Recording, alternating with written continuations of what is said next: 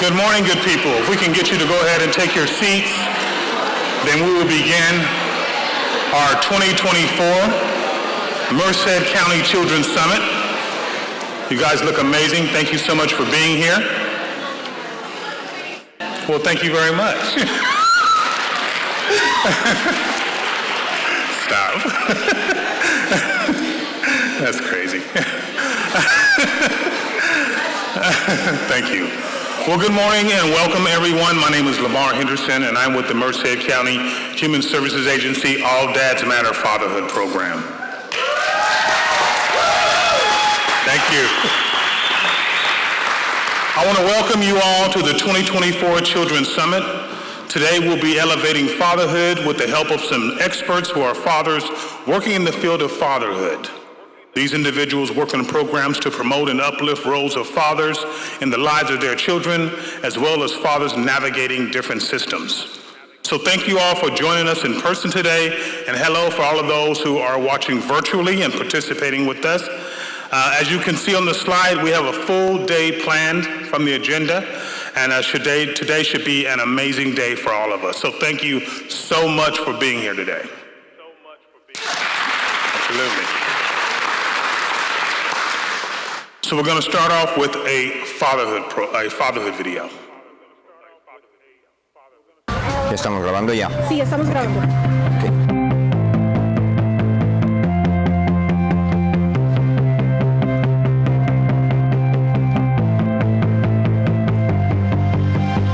El mejor consejo que podría dar a otros papás es que encuentren la manera de comunicar con los niños, porque muchas veces hay mucho que dicen que no, por impaciencia o trabajo, no desarrollamos la capacidad de escuchar.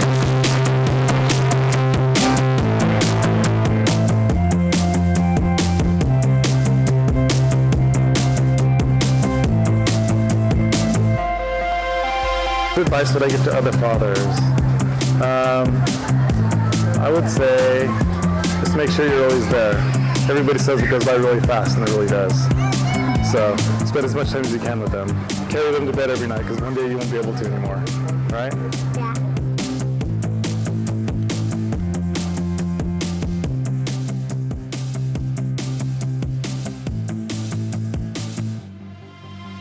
Never take life for granted. Create as many happy memories as you can. Another thing I would advise is never blame your kids for your past. Let them live their own, journey. Let them go through their own struggles and help them get through it, which will help them, make their own future.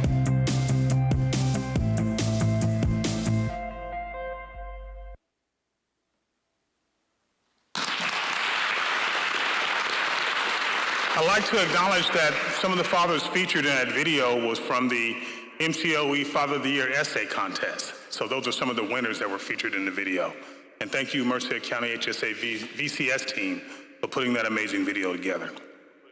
At this point, yes, give them a round of applause.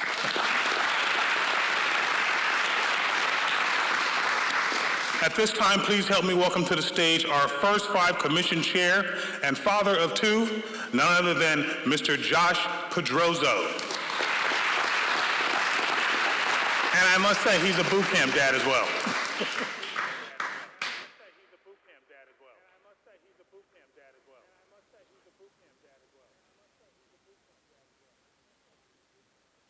Good morning, everybody.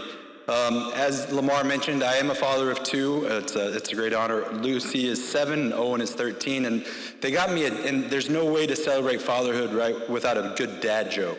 So I'm gonna go ahead and start with one.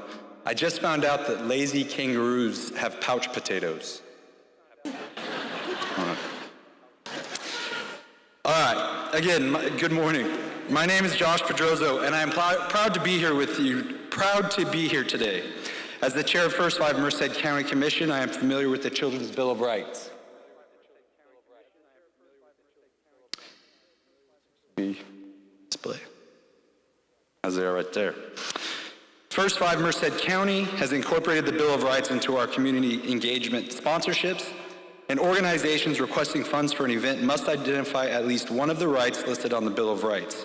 that they support or embody and use those funds for activities that focus on kids 0 to 5 and their families. Events funded since last year's summit are as follows. The Merced Breastfeeding, Central California Alliance for Health, the Merced County Nut Festival, Farmers Market, Livingston Community Health and Ag Worker Health Day, Community Health Fair with Livingston Community Health, Yi Tao for Hmong language and flute preschool event, and then the Autism Day in Livingston sponsored by Carlos Vera Foundation. ACE Overcomers, the Merced Zombie Ride, Planada Annual San Joaquin Drug Health Fair, Breakfast with Santa with City of Merced Parks and Rec, Spring Picnic and Egg Hunt with Sharing Love Ministries, Trip Around the World Culture Night at Weaver District, Farmdale Elementary School. We've also incorporated the Bill of Rights into the nomination process for the Hands-On Heroes program, which will be highlighted shortly.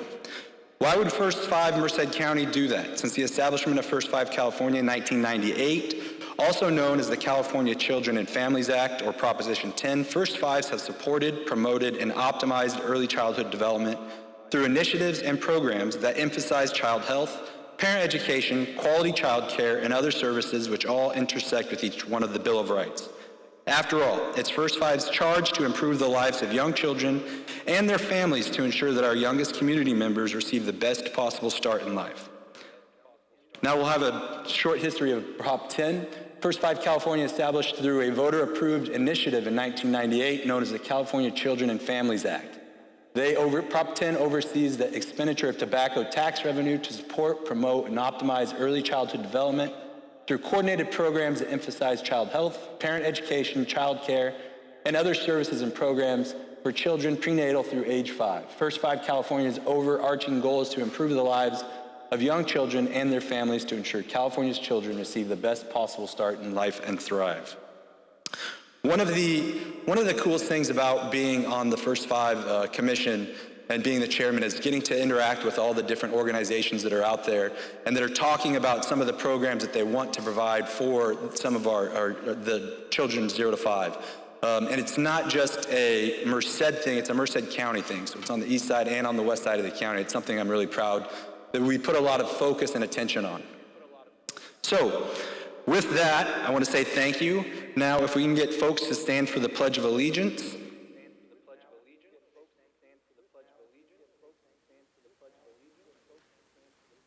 I pledge allegiance to the flag of the United States of America and to the republic for which it stands, one nation, under God, indivisible, with liberty and justice for all.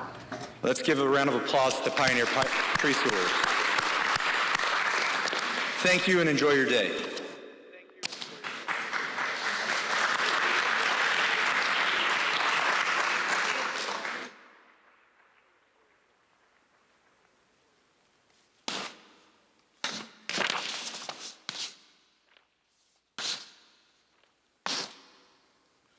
One more round of applause for First 5 Commission Chair, Josh Pedroso. At this time, I'd like to take this moment to introduce you to the First 5 Commission and staff. Starting off with Supervisor Josh Pedroso, Board of Supervisor, District 2. Now, if I could have you stand as I call your name.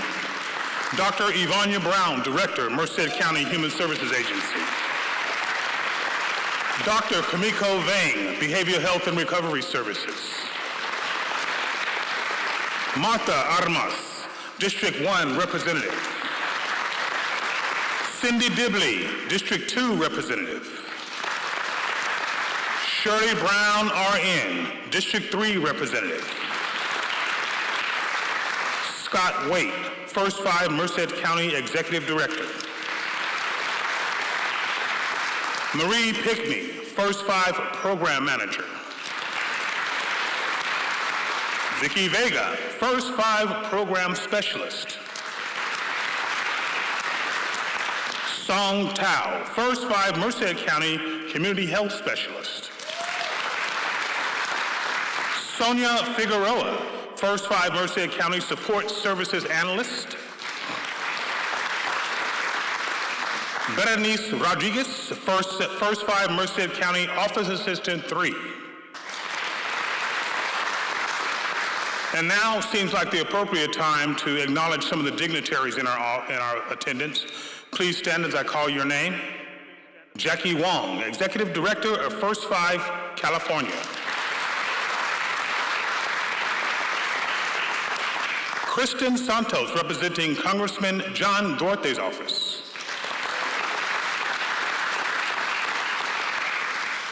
Joyce Dale, representing Ana Caballero.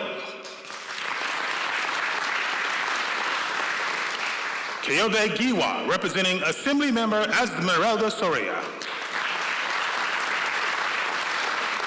Lord Padilla, Merced County Supervisor, District 4. Rodrigo Espinoza, Merced County Supervisor, District 1. And Sylvia Flores, First Five California Children and Families Commission. Also, a big thank you to all our volunteers and event partners that have helped make this day possible. Please, if you would stand so we can acknowledge you, please, with a hand clap.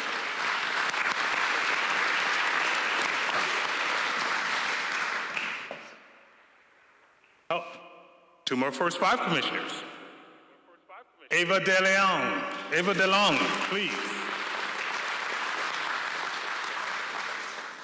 And Dr. Salvador Sandoval.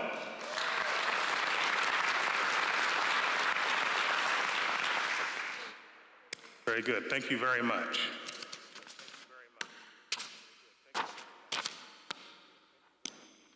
At this time, I think we'll have another fatherhood video.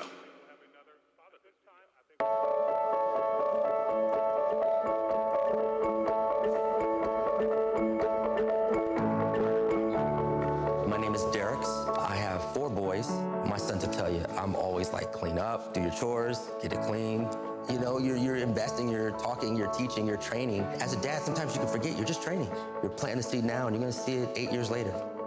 I wanna make sure that I'm the father to them that I never had. So I was pretty serious about being a dad. It's interesting, fear drove me in the beginning. So I was overly on everything. No candy, only drink water. You're gonna have those challenging moments, those accountability moments. You know, I'm raising babies to boys to men. Early on, showing them what support looks like, feels like. Things go not so great, helping you recover quickly. If you could now say something to yourself back then, what would you say? Even though it may not seem like it, they hear you. A lot of times they'll act like they don't even know I'm there. Julian, he's a senior, and I went to his football game, and I was trying to get there right before halftime so we could walk out. It was senior night, and I missed it. The traffic hit, and I couldn't get there. And later we talked to him, and I apologized. He was like, it's okay. He's like, yeah. He's like, I kept looking up, but I didn't know where you were. I didn't see you. And just that let me know, even though they don't say thanks for coming or, you know, I'm glad you're there, they're not gonna ever say that. But, you know, hearing that lets me know, like, man, things are off if I'm not there.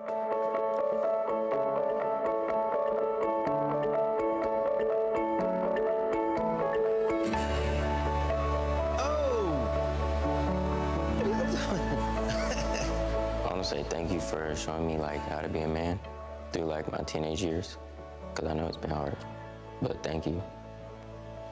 Thank you for supporting me at my football games and throughout my life. It means a lot. I'd like to thank you for bringing me into this world as your son. As I was getting older, you're building me into a man. I'd like to thank you for that. You guys are becoming good men. Yeah, you're more than welcome. Man.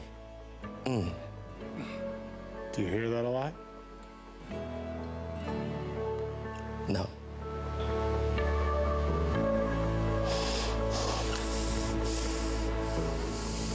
There's a lot of things that I want to accomplish. A lot of things that I want to do, but I've always known that my biggest contribution to this world would be you.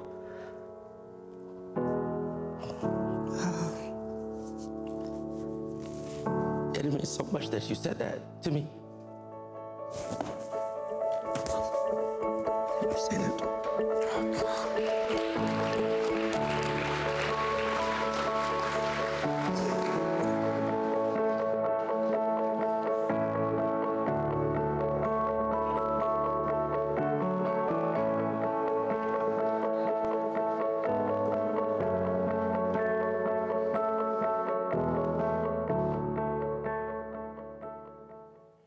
Please help me welcome to the stage Marie Pickney, First 5 Merced County Program Manager, to present the Hands On Hero Awards.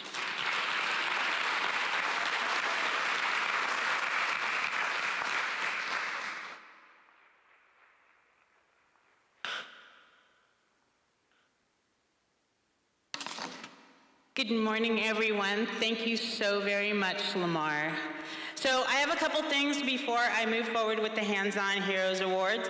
First thing that I noticed is that, oh my gosh, I'm the only woman on stage.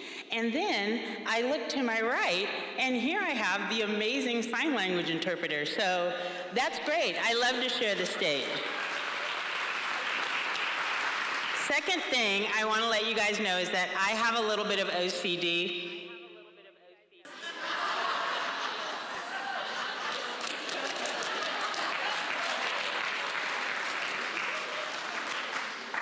For those of y'all that was feeling me on that red crayon, you're welcome. You're welcome. All right. So the Hands On Heroes program was introduced to the First 5 Commission about 13 years ago. It is an amazing opportunity to highlight someone that you know, like a business, coworker, community member, educators, healthcare providers, friends, or a family member who is going above and beyond for kids 0 to 18 and all of them in between. All you do is you have to nominate them, and then you just let First 5 do the rest. So please be on the lookout for the next nomination window, which will begin spring of 2025. Follow us on social media and subscribe to the First 5 Merced County newsletter and get it delivered directly to your inbox. Just visit www.first5mercedcounty.org for more details. Now to highlight our 2024 winners. So, the Community Member Hands On Hero Award recipient is Angelo Kirilov. This category highlights a community member or community-based organization that makes efforts to provide dedicated events or unique activities for children at low cost or no cost to their family. Let's check it out. My name is Maya Topman, and I'm a professor of applied mathematics at UC Merced. I'm also Angelo's wife. I think every day in Kids Discovery Station, we see transformations. And we see kids coming in and all of a sudden discovering something that they had no idea existed. So one of the exhibits that Angela created was this space, we call it the Space and Time Travel exhibit. And this is kind of a green screen exhibit where kids are putting on costumes and they can travel within a matter of seconds or half a second to places that they can imagine or they couldn't imagine before, places they did know about before or places they didn't. My name is Angelo Kirilov, and I'm a professor of computer science at UC Merced, and also on a volunteer basis at Kids Discovery Station, co-executive director, exhibit builder. I myself came from disadvantaged communities. I was born in Eastern Europe, with a low-income family and things like that. And I've been able to get pretty far in life thanks to education. And sometimes I see myself in some of those kids. So it feels good to try and make it possible for others. Every time I walk into the museum, I see the kids are there having a field trip, or they're just they're visiting for the day with their families, and just watching them have those positive experiences. We have this new 80s experience where we have a whole room full of 80s technology, which is fully functional, and some of those kids may have heard about it but never really experienced it, and so we get to create the opportunity for parents and children to have meaningful conversation. Instead of the parent just sitting on their phone while the child is playing, we want to get both of them involved. So when I see things like that it's basically the result of something that we put together, and we see it working and being effective. That's all the reward and inspiration for me that I need to keep on doing this.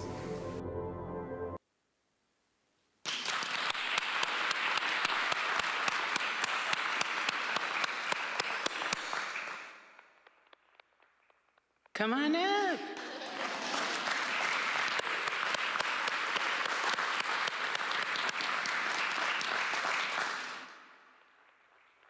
Thank you and congratulations.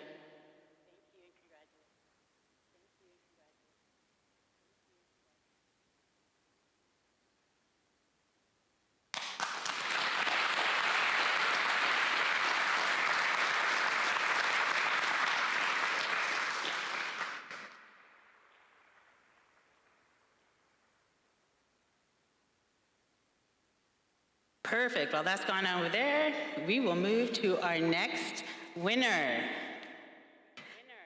So the Educator Award recipient is Javier Garcia. This category highlights teachers and/or childcare providers whose commitments to children go beyond the traditional teacher-provider relationship. Educators who empower children 0 to 5 through high school, create a love for lifelong learning, and instill values that go beyond the educational environment. My name's Olivia Gomez, and my relationship with Javier Garcia, the person being nominated today, is that we're co-workers. When I saw the nomination go out, he came to mind because I've had an opportunity as a liaison to walk in with students into his classroom and to see that great impact that he has had and has with each of his students. He does his quality care in education for our students. I had a particular student that had, of course, as you heard, we went through a flood, and this particular child had lost the home, has to be displaced. While living in a long-term shelter, her mother passed away. And so in that process, of course, she had a hard time coming to school. And so as a liaison, I was going out, reaching out to her. And the moment that I brought her back to school, she was outside of the classroom, a little upset. And the moment she walked into the classroom, she was transformed. She was welcomed with great enthusiasm, not only by the teacher, but by all the students.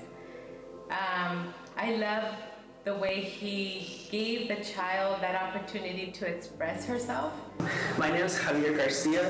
I was born in Oaxaca, Mexico, and then I migrated to the States, specifically Atlanta, Georgia, when I was 10 years old. To this day, I think a big reason for being in education is one, like the mentors that I had, like I mentioned, and then the other thing is I didn't realize how much doors education would open for me, and I want that to be true for the kids that walk into my classroom. Right? I feel like there is times where being, like I mentioned, a Latino male in the classroom gives you a lot of privilege, because a lot of kids come in and they love you just because you're there. It's like you're probably one of the first male teachers, not so much maybe in California, but if you think Texas, Boston, which I taught in Boston, I taught in Atlanta, and a lot of the times is being a male in an elementary setting, and a Latino male gives you that space to be like, oh, like, you're gonna teach me? And so I think that it always brings me back to the educators that I had in my life and how much they helped me to get to where I am today. And I hope that I can give back in that way, right? And a lot of the times I connect with the students in that regard just because I know that at one time when I was in their shoes, I would have loved to have an educator that wasn't just there teaching me like 2 + 2 or math or whatever, but more so interested in who I was as a person. And I feel like that sort of is what keeps me in education now. At the end of the day, I think that it's so powerful to be able to like put a footprint on a person's life, right? And we are building the future. And I hope that I continue to do that and provide for the kids that walk into my class and the kids that walk out.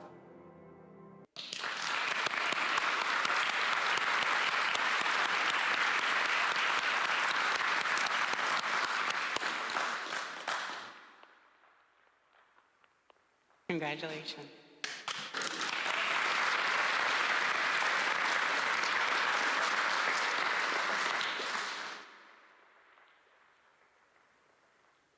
So the Emerging Leader Award recipient is someone that I know very, very well.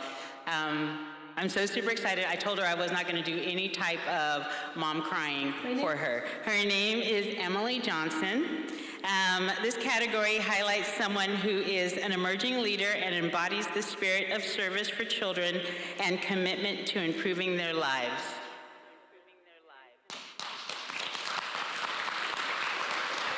My name is Christine Johnson, and I am Emily's mom. So in looking through the criteria when the announcement was posted, she immediately popped into my head. With her working with the youth in the youth cheer program, this will be her 3rd year coaching. So just seeing how she connects with the kids and she tries to provide a place for them to come and feel comfort and excitement and joy, and she really wants to have them experience this safe space. So Emily has done, this will be her 3rd year as a coach for the youth team. She coaches the rookie team, which is the 5 to 7-year-olds.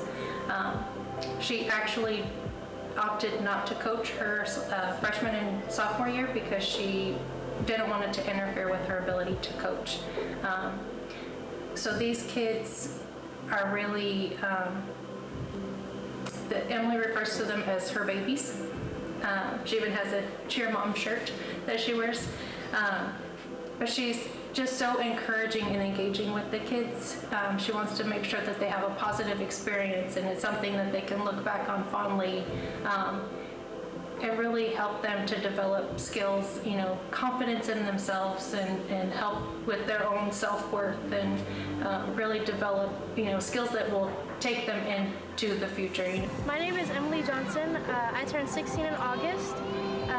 I'm about to be entering my junior year of high school. I have been a part of this youth organization since I was about 7 years old. A message that I have and the importance of working with kids, it's to show them that they're worthy, they're loved, they're valued, and they're just accepted no matter where they go. It's very important to be a good role model to them and to show them what's good and what's bad. We need to demonstrate the importance of communication. It's hard for me to communicate, especially with teachers, but that's okay. It's also a really good way to have a positive outlet. Doing something they love can just encourage them to keep coming back. Cheer has definitely been my positive outlet. I used to have such bad anxiety that coming to practices every Tuesdays and Thursdays would really help in just calming me down. Coming to practice, they just allow themselves to be silly around me, so it's really fun and it's an amazing way to relax. I think that working with kids is really fun. I definitely recommend it. They're just honestly really silly. As long as you allow them to be themselves around you, it's very important that you're patient with them because they need that. They're little, they won't always understand things right away. So if you ever decide to work with kids, please be patient. It's always scary for them at first, so patience is definitely key.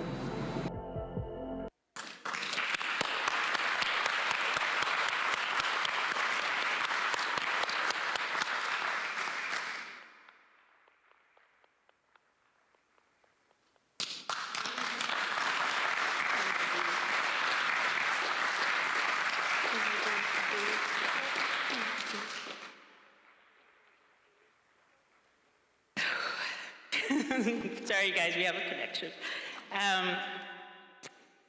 The Business Award recipient is Merced Elks 1240. This category highlights a business that supports initiatives for children or makes a difference for youth in Merced County. Hi, I'm Ellen Burke, and I am a member with the Merced Elks Lodge, number 1240. Merced Elks Lodge partners with CASA, which is deep in my heart. CASA stands for Court Appointed Special Advocate, and I do all the outreach and recruitment for CASA, and the Elks Lodge helps us by being sponsors for our events. Merced Elks Lodge came to my mind because of everything they do for our children and our community. They go above and beyond every day for the children of Merced County. Last year, Merced Elks Lodge donated over $100,000 to children's activities, including sports, including challenged children. I would like to tell our members of Merced Elks Lodge 1240, way to go. Thank you for all the donations and thank you for all the volunteerism, because we wouldn't be so successful and the kids wouldn't be smiling and so happy if it wasn't for you. My name is Leonard Samuelson. I've been a member for 35 years. I'm a past exalted ruler of the lodge. And I joined because I just wanted to get involved and not sit at home and do nothing all day, being a retired from the military. My name is Mark Theophanitis. I'm been a trustee for 7 years at the Elks. I've also been a member for 40 years. I got involved because I just like to do things and want to help give back to the community. One of the main ones we do, like I said, with challenged children, the Merced High School District transition program for high school students. We have 2 meals a year, one Thanksgiving, one Christmas. A lot of those kids also come to our bingo dance, our bingo and Elks bingo. We call it children's bingo, special needs bingo. The Merced Elks as a whole has what's called major project, and we take care of therapy for kids throughout the state and why different things like speech therapy, physical therapy. And I met a young gentleman the other day and his mom, and they were so thankful that they got help when he was young. And we went through his whole life, he got all this extra therapy that it was not available to the government or any other system. And they would go right directly to their house and give the young gentleman this therapy and help them. And it was really heartwarming. My message to the community is that by helping us, we can help a lot more kids. We do a lot as much as we can, and without the community support of our projects and our programs, we just can't do what we do.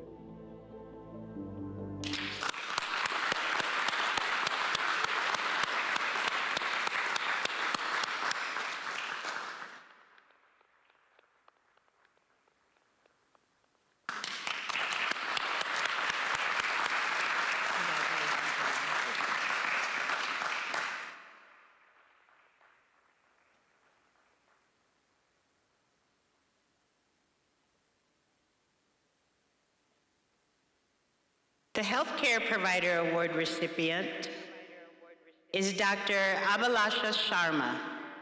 This category highlights a clinician who goes beyond the scope of their practice for the betterment of kids 0 to 18.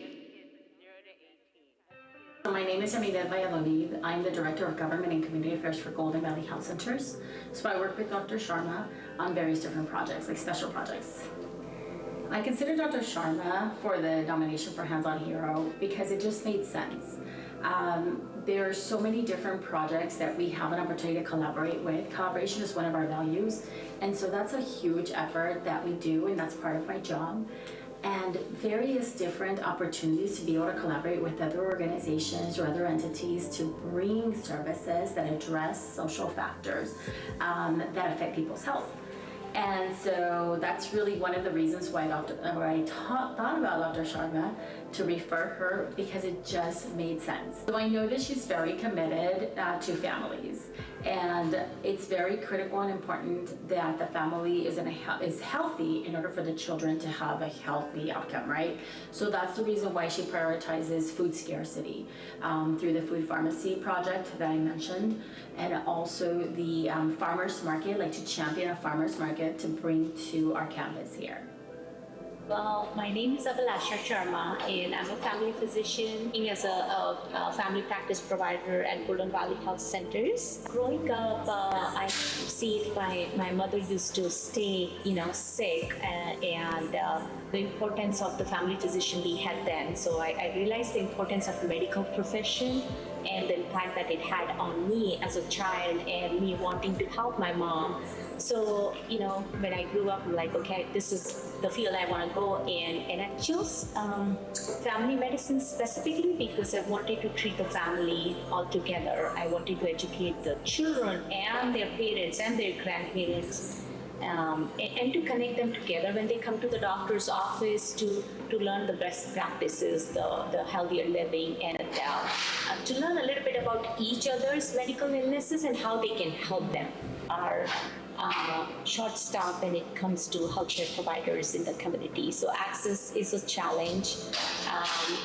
And there are lots of chronic health conditions that we need to focus, attention on. And I believe, engaging the children in the health of their parents, as I mentioned before, is important.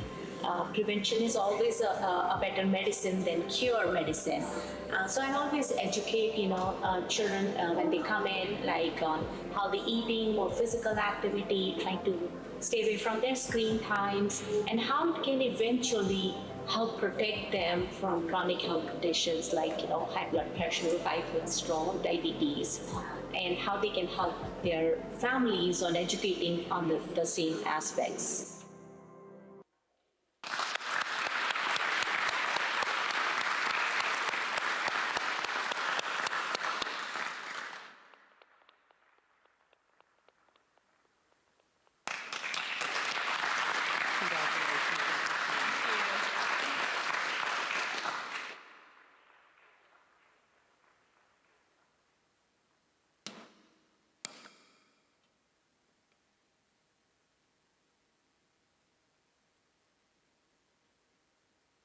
The Excellence in Stewardship Award recipient is Martha Espinoza. This category highlights an outstanding individual who worked outside of the scope of their specific job duties to meet the needs of children and families served by their organization.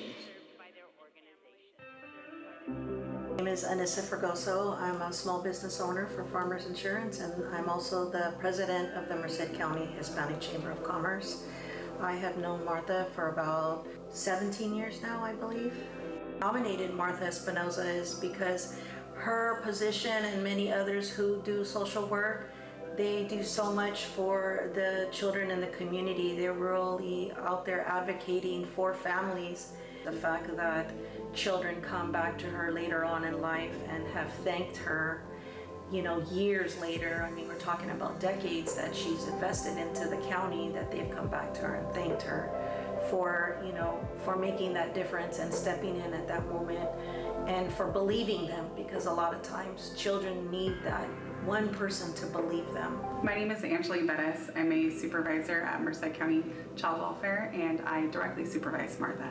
Martha has been a longtime social worker. She is seen and known and trusted and respected by her peers as a veteran social worker. She's also currently a mentor in investigations, so she takes on new workers and teaches them the process. Martha is trusted and respected by not just her peers, but the community members she works with.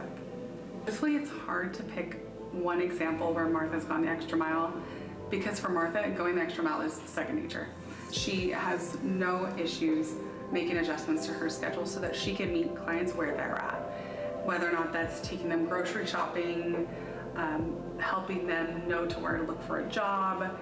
There's a long list, and it truly is a privilege and an honor supervising Martha. My name is Martha Espinoza. I'm a social worker for Merced County. I've been working as a social worker for over 2 decades already. right now I'm currently doing emergency response, so knocking on the door and helping a family in crisis and see what I could do to help them with that. I've been able to see how it impacts children directly as they become adults. I remember a teen who was scared of what was happening in her home and afraid no one was going to believe her. I heard her, I believed her, and we got her to safety. And just through our system and working with our courts, she always wanted me to go with her to court. Somehow it made her feel safe and supported, and long after I wasn't directly assigned to her, I went to every hearing with her. The great thing is this job has allowed me to change units and experiences while still working for Merced County. I know a lot of people are struggling, and I feel like it just makes it easier for them if I just do a little bit more, and if I can help them that way, I do.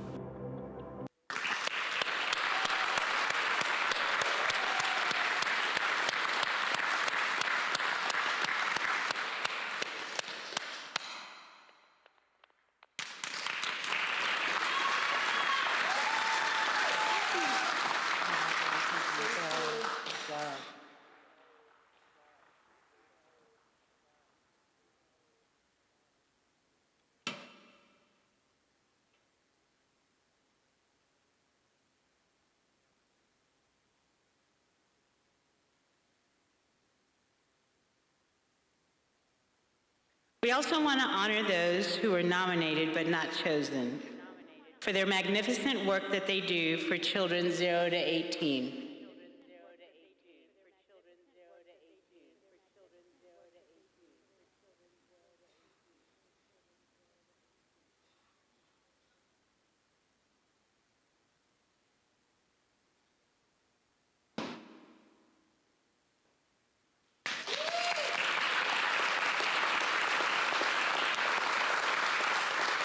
And to thank our reviewers and Merced County Department of Public Health's communication team for their work in creating this year's Hands-On Heroes videos.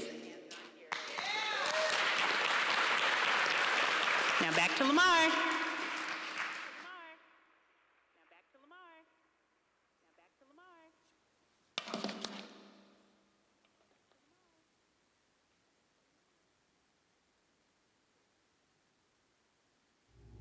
August was born 3 pounds, 9.8 ounces.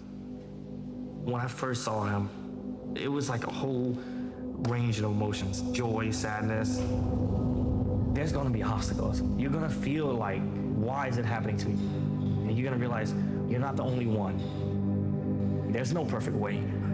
Your own way will be the perfect way. You're gonna protect it with all your might. Just seeing him happy, it's just joy, you know?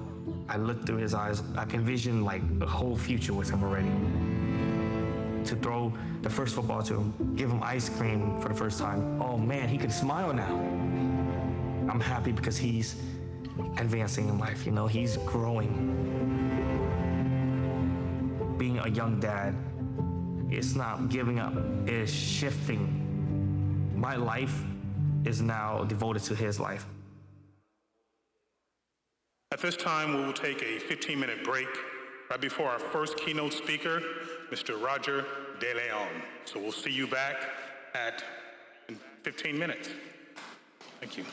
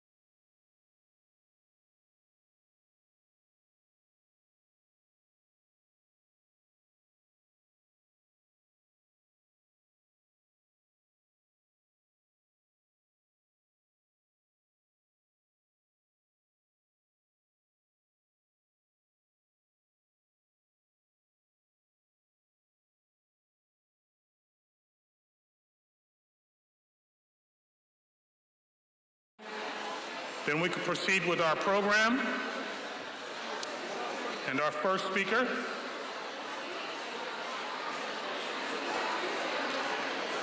what's that, man? What's going on, man? Thanks.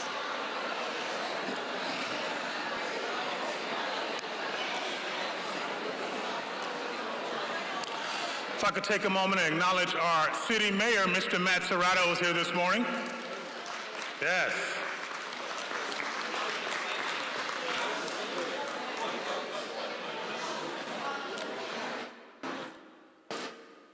Thank you so much. How are we doing so far? Oh my goodness, the videos, man, is like, wow. Don't do that to me. Very good. So at this time, it is really my pleasure to welcome all of you back and to introduce you to our first keynote speaker of the day, Mr. Roger DeLeon Jr. Roger is a father, grandfather, minister, and advocate for children and families. He works as an independent contracting instructor, focusing on child welfare and parent partners training for universities. Mr. DeLeon collaborates with organizations like the Children Trust Fund Alliance, Casey Family Programs to strengthen families. He also consults for the U.S. Department of Health and Human Services and was the recipient of the 2023 Casey's Excellence for Children Award as the Birth Father of the Year. He's also a very dear friend of mine and someone I value and I truly love, a brother from another mother. Please put your hands together and give an amazing Merced County welcome to our first keynote speaker, Mr. Roger DeLeon Jr.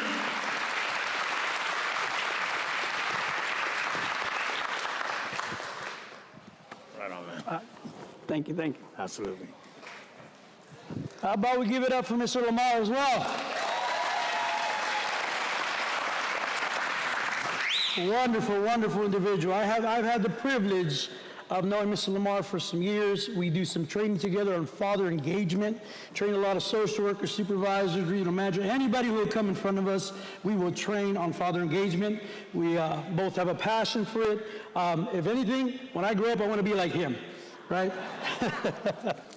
So no, thank you all for having me here today. It is a humbling privilege to be here. The mic? Okay, all right.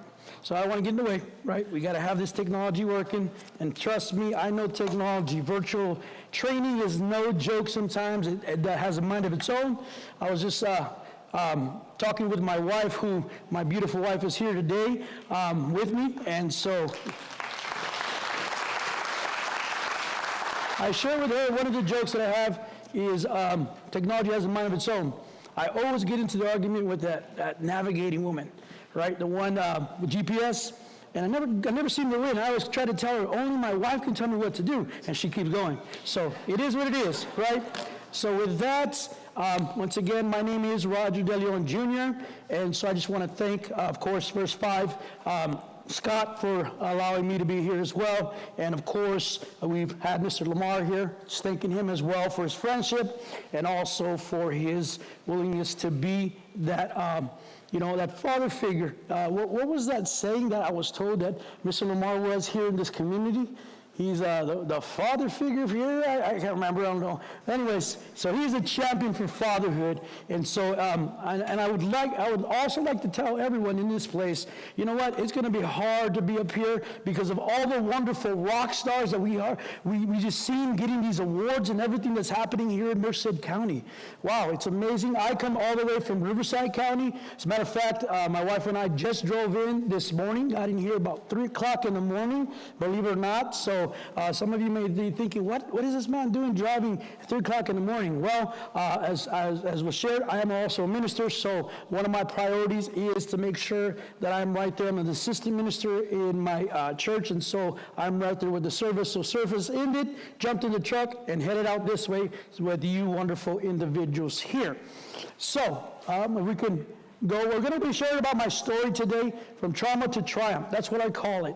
I'm a father with lived experience, and I've navigated the child welfare system family law, as well as child support. And so I want to be able to take you on this journey. We're talking about father engagement. We're talking about fatherhood. And so I think that it's important that we, take a look at dads all the way around. And one of the biggest ways of doing so is having, someone with lived experience to be able to share the story. And so it is my privilege and my honor to be able to take you on my journey, right, and that I call from trauma to triumph. And you can see that picture on the right, at one time, that was me, believe it or not, no hair, walking around, making bad choices and all that. And so, but the outcome is on this side. And so we're going to get into that. I want to kind of take you down that journey with me. Amen. Well, if you hear me say amen, just remember I am a minister. All right. Yeah, that's what I'm talking about. I'm talking about having a crowd that's willing to go with it, right? So thank you for that. Like I said, sometimes it comes out, it'll slip out, and it's all good. I would also just like to share with everyone that as much as my wife has heard me minister for years, I'll tell you, this is the first time she's heard me speak like this on our journey. I want to say our journey because she was right there with me the whole time. And so just wanted to say that. So if I seem a little more jittery and nervous than usual, for those of you who know me, it's because my wife is looking at me. Right? And so, Lamar, if I do this, Lamar, if you can please ask my wife to turn to, to face the wall. So, no, I'm just kidding. Just playing. Can we go to the next slide, please? And so here, I know it's kind of hard to see, it's a little bit up here, but this is a lot of the things that I've gone through. And as it was shared, that I'm a father of a beautiful adult 27-year-old baby girl. I still call her my baby girl. How many of us know that when they turn 18, parenthood is not over? Right? If anything, you become maybe a little bit more. My grandchildren, which she's given me 3, and a 4th one on the way anytime now. So I'm also a grandfather that's very much involved. They all think that Grandpa has a money tree. I don't know about you. I'm serious. They're just like, go shake the money tree, Grandpa. We need to go here. We need this and that. And so, I have 3 beautiful grandchildren, 1 on the way. And so, and of course, my queen of 22 years, which is here with me today, and I acknowledge her. How many of us men know that wherever there's a strong man, there's the better half behind him, right?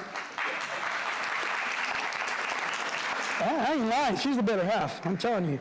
So, but with that, I am charming her up so that way she's, so that way I can, get some good pointers afterwards, and I'll leave that there. All right. So just a couple of things that, as you can see, and I apologize. When I looked at the bios on the paper, I was like, this guy Bogarty, it's me. 2 pages, wow. And I'm just like, okay, I didn't mean to put all that down, but it's amazing on the journey that I've been able to be on. And so a lot of that I'm not going to be able to get full into detail in, but I can tell you this, it is a humbling privilege to be a part of that. And so these are some of the things that I've been able to do through my trauma. I was able to be the first one hired as a parent partner. And if you're not sure what a parent partner is, it is a parent with lived experience. I went into Children's Services in Riverside County, was the first one hired, and helped develop that program from the ground up, which is still running, helping parents navigate the system, but also working with social workers, colleagues on educating and just walking alongside to better help parents in general. So with that came also our Fatherhood Coalition. We have the Dads Assisting Dads, which I was co-founder and still steering committee member of. And with the parent partner and all that, I resigned a year and a half ago to go full-on independent contracting through 3 universities, as well as consulting. And so these are just some of the accomplishments that I had. And so I like to bring these out, not to go and show off or anything, but if there's anytime there's fathers in the crowd, parents in the crowd, to let them know that, as you can see the first page, there was 2 individuals that were there that were the same person, what I was in the past and who I am today. And if that can happen to me, it can happen for anyone. That's my firm belief. And the one thing that I love that I get to do is what I call my golden rule, is to give to others what I would have liked to have been given to me. And so that's the reason why I bring this out, right? The importance of just, showing that anyone can change and transform. But I also want to take you on a journey beyond this with my personal life, and it's important, and the reason why is because when we talk about fatherhood, we talk about dads.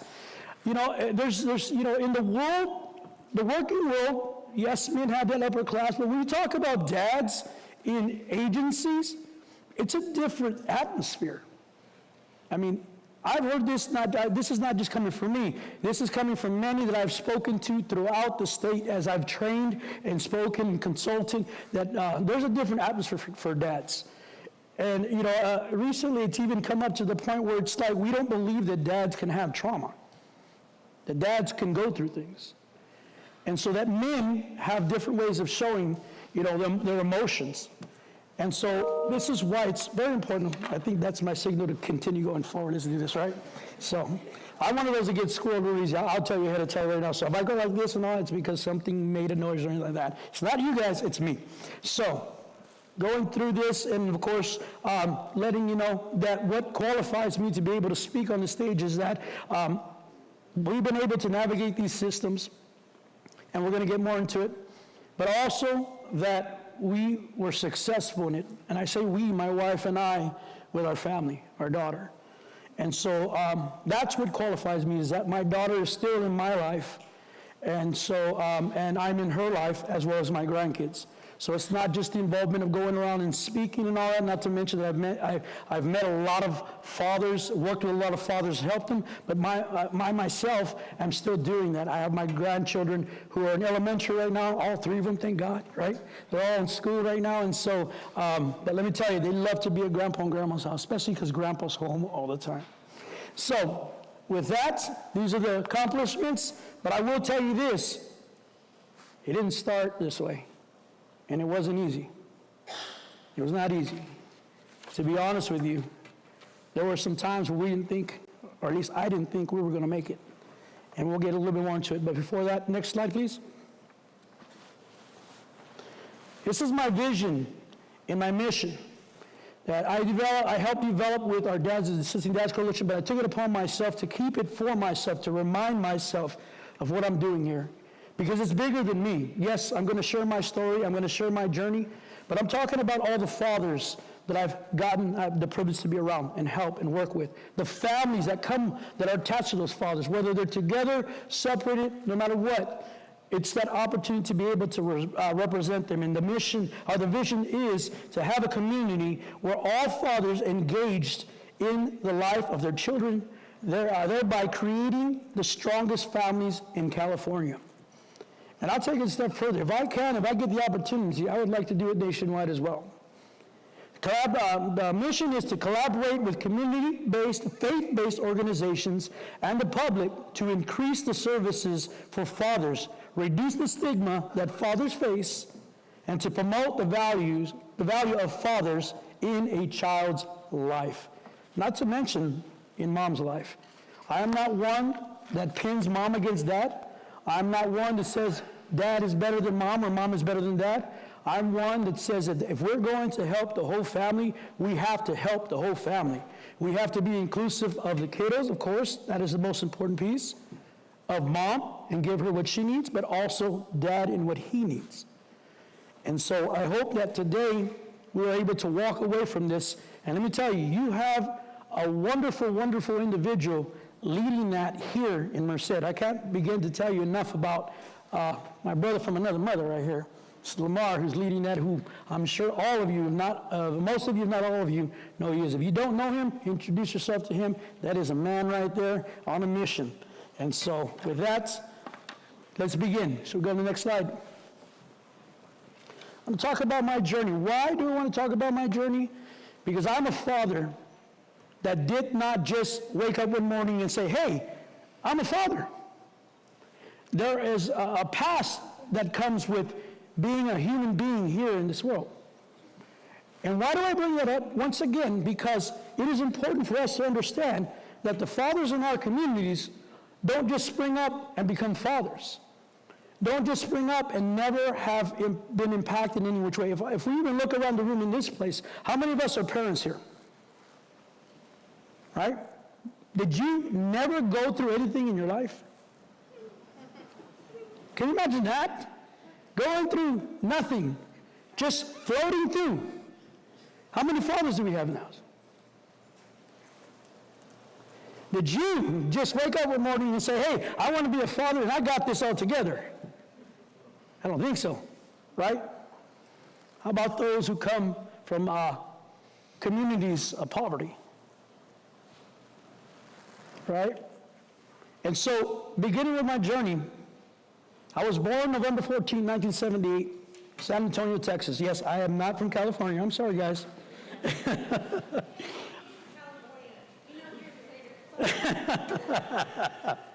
So, but I did spend most of my life here in California. I will tell you that. Southern California, sunny Southern California. But I was born in San Antonio, Texas. My father was 15 years old when I was born. He was a kid. My mother was 17. Talk about robbing the cradle, right? She's not here, so I can say that. It's okay. So, but yeah, that was my beginning. And so my dad did the best he could.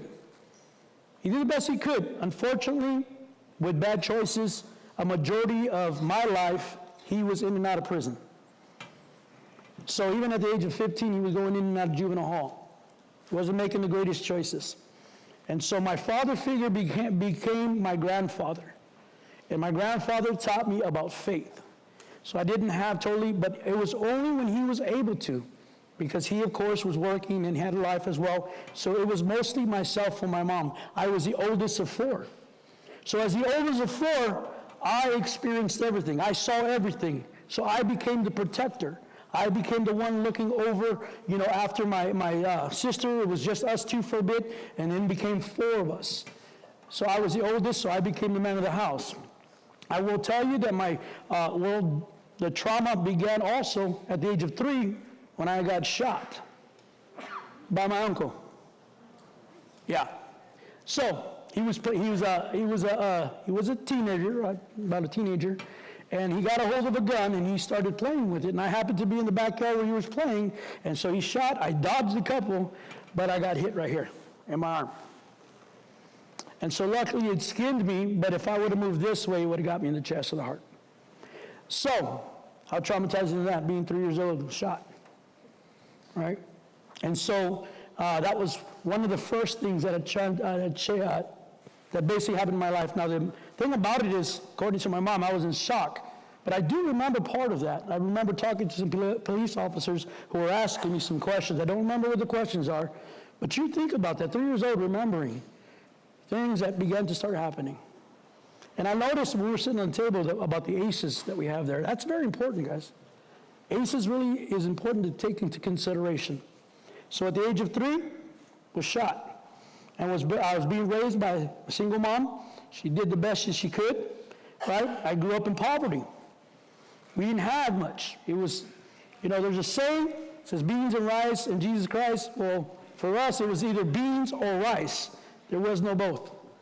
And so I remember this early on, all the way to the age of 5 years old, when I began to learn how to break into the breakers to turn our lights back on because we had them shut off, and how to turn the water on so we can have water at nighttime at 5 years old. A little traumatizing, right? Not having water, not having lights. And so, my mom, like I said, I don't down her. She did the best she could. We survived. We made it through, and she made us stronger for it. But that's what I was looking at the age of 5. Then at the age of 8, we wanted change. My mom wanted change. My dad was talking about change, so we decided to come out to southern, sunny California, where my other grandfather, my mom's dad, and my mom's mom, and some of her siblings were out here. And so we decided to all come out here at the age of 8. Let me tell you about a culture shock. San Antonio back in the 80s was a lot different than Orange County back in the 80s. So we were excited to come out. We came out, and I realized, wow, this is a different world. Oh my God. Over there, everybody was playing with everybody. Everybody's families were taking care of everybody's families. We were jumping in the rivers out there. We were swimming. We were doing all these things. And you go to Orange County, there's no rivers. There's just those big old sewage things. right? The beach is down the way, but that's pretty much it, and everything's concrete. But I learned something about cliques. Come to school, things were different. Not everybody was playing with everybody. And so it was a big culture shock for me at 8 years old coming out here. And even my own family who I was supposed to trust and be with, made fun of me because I had the y'all. I was from Texas. A little bit of a language difference. And so I got teased horribly. You talk about trauma. 8 years old. Then I really met my other grandfather who taught me work ethics. And Lamar knows about this because I share it all the time. The way he taught me work ethics, because he was really rough, was, come here, boy. He took the tire off of his old truck, took the brakes apart. If you know those old brakes, they got springs and all kinds of different things. And he said, hopefully you were paying attention, because you're going to put it back together. And if I put this tire on, drive off, crash and die, it's your fault. 8 years old. So guess what? I'm a fast learner. I learn very fast. I catch on very quickly. But you know what? I knew my grandfather loved me. He just taught me the way that he knew. That was traumatic. Knowing that if I didn't put a spring on right or something, my grandfather crashes and dies, that's my fault. Right? But he showed his love the way he knew. And so that began my life out here. Trying to find myself, trying to find that. And of course, my mom, once again, did a wonderful job. She taught me morals. She helped me to see things. She helped me to experience life the best she could. But guess what? There was something missing. So at the age of 11, I was introduced to the streets.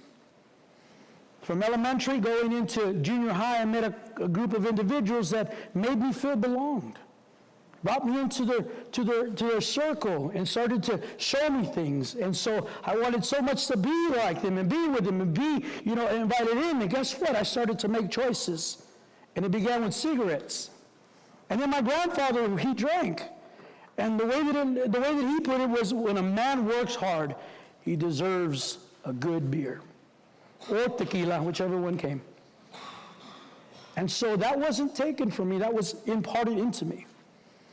And so I started to look for myself, and I realized that these individuals belonged to a neighborhood. They belonged to a gang. And so there was older individuals, and let me tell you, the streets will take anyone in, and they will start to show them a different way of doing things. They will show them a different type of love. They will show them discipline. And so myself walking through this, really, I thought to myself, well, this must be it. And so I began my journey on that. It went from cigarettes and alcohol. It went to smoking marijuana, weed, right?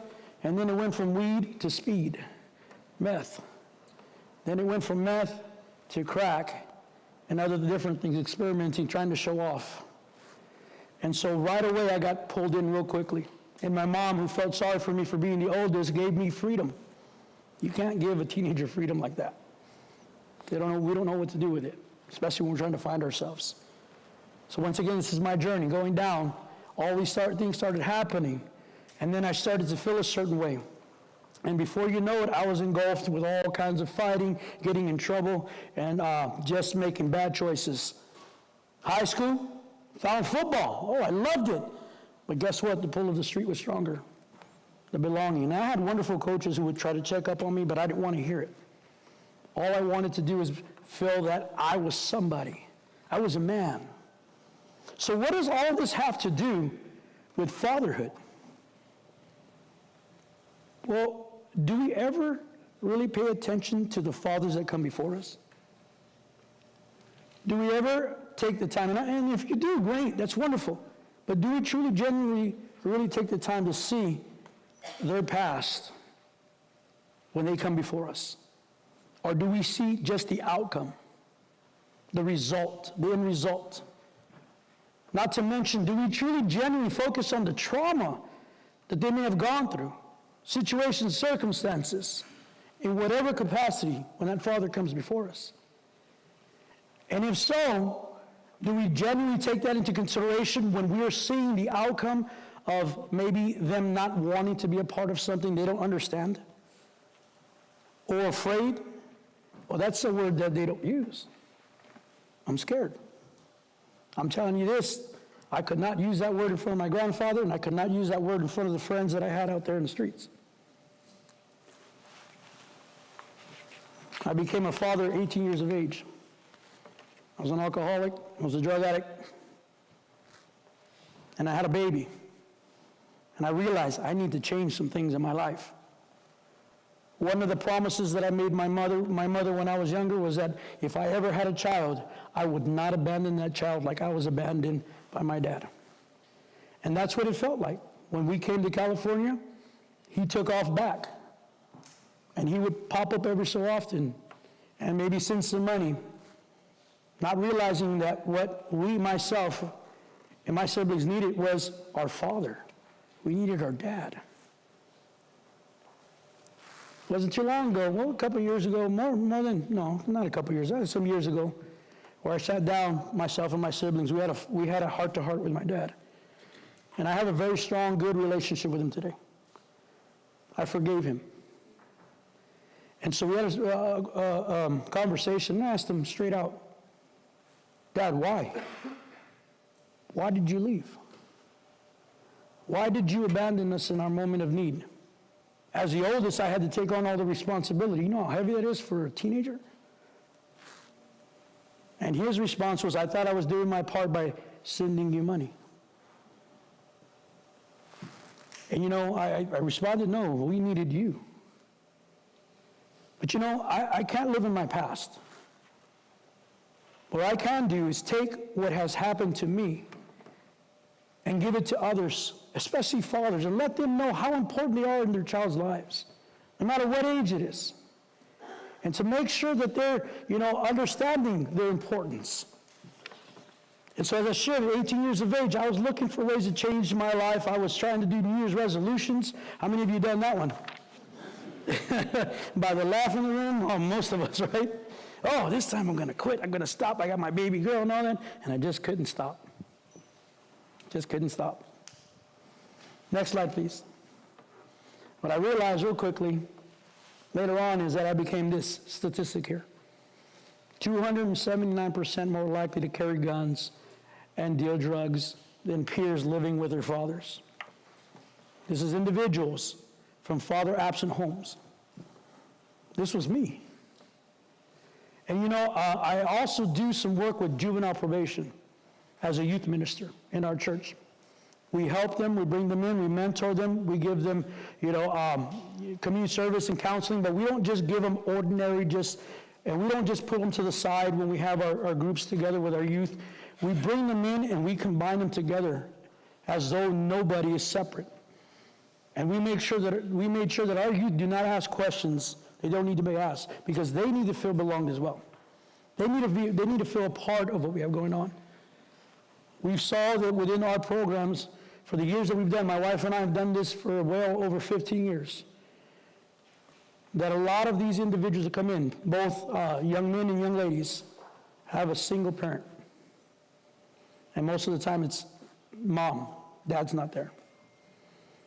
And so it's something that is just, that has hit us for so long. Now, I will tell you this.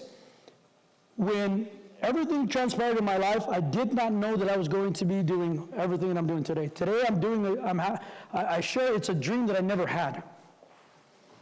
It's a dream that I never had. But once again, I shared that it didn't come easy. And so as my mom, like I shared, did the best she could, I still became a statistic. And of course, like I shared, I work with juvenile probation for our school, for our church, and we still work with these young people, giving them the best we can. We also try to work with the parents as well. And so, this is something that is a passion of mine as well. Next slide, please. Now we're going to go into some key things that happened in my life. For the first 4 years of my daughter's life, I was a single father. So I shared she came into the world. Me and her biological mom were together for a short bit. But she was 17, I was 18. She decided she wanted to go back. I kept my promise. And I became that single father. And I started to take care of my baby girl, and I was right there with her. And she was born in January of 1997. In the year of 2003, thinking that I had this wonderful friendship with her mom.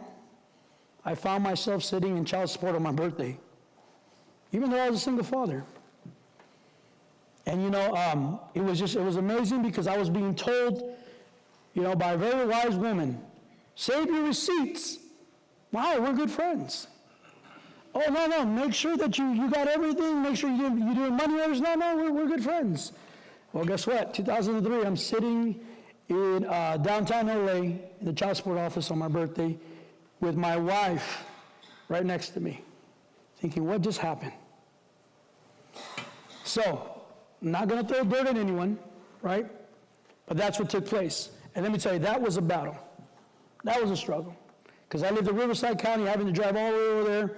And let me tell you, child support, when I walked into that office, because I knew nothing about child support, my dad was on it, but I didn't know anything about it. I walked to the office, and the first thing I saw, and maybe this is going to age me, but there was some pictures on the wall. I called it Child Support's Most Wanted. It had fathers' pictures on there with the amount that they owed on the bottom. I believe it said over there, deadbeat dad. So I saw that and I was like, I don't want to be that dad. So I will cooperate, I'll do whatever, not educate or nothing. So I went with it.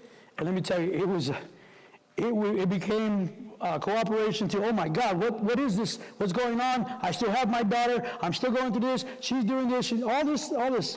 And I always had the bad end of that. And so I left it there, kept going, still providing for my daughter, still keeping her most of the time. And next thing you know, her mom decides to leave. So we have my daughter back, still paying child support, got her in school, got her stable, and then she goes to another state, comes back and decides, oh, I want my daughter back. No, she's in school.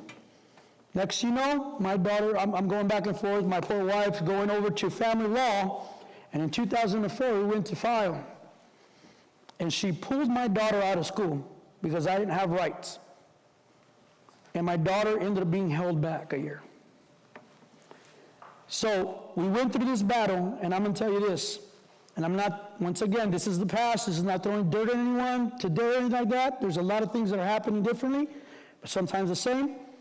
We didn't even make it to the judge. The mediator immediately sided with her because of tears. I wasn't a rich man, but I had a home. I had, my daughter was in school, we were placed, and I was never trying to keep her away from her mom. But because her mom didn't put waterworks on and, didn't have a place to really live, was couch surfing and stuff, they sided with her. Once again, my daughter's ripped for me. Trauma. So we began to go forward. We dealt with it as hard as it was, as much as it hurt, we went forward. And that's why I say my wife is my better half. She's my strong. She's the one that was right there for me and with me through this time. In 2007, now I'm going to tell you right now, I may be a little emotional because trauma doesn't go away. How many of us know that? Doesn't go away. 2007, my wife and I were looking to adopt my daughter's half-siblings. Some years prior, about 2 years before, she came to us and she said, I have some issues. CPS is now involved. Can you please take my kids? She had 3 other children. And so I talked to my daughter, who was the oldest, and she says, yeah. I talked to my wife, right, because I didn't want to make a decision without her. And she was, of course. So we were on agreement that we would take them in temporarily until mom got it together and was able to reunify. She didn't reunify. Her services were terminated, and then her parental rights were terminated. And so we were asked that we would like to adopt.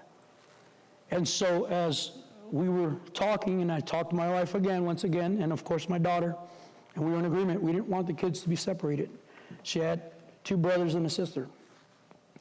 So we got them together, we had everyone together.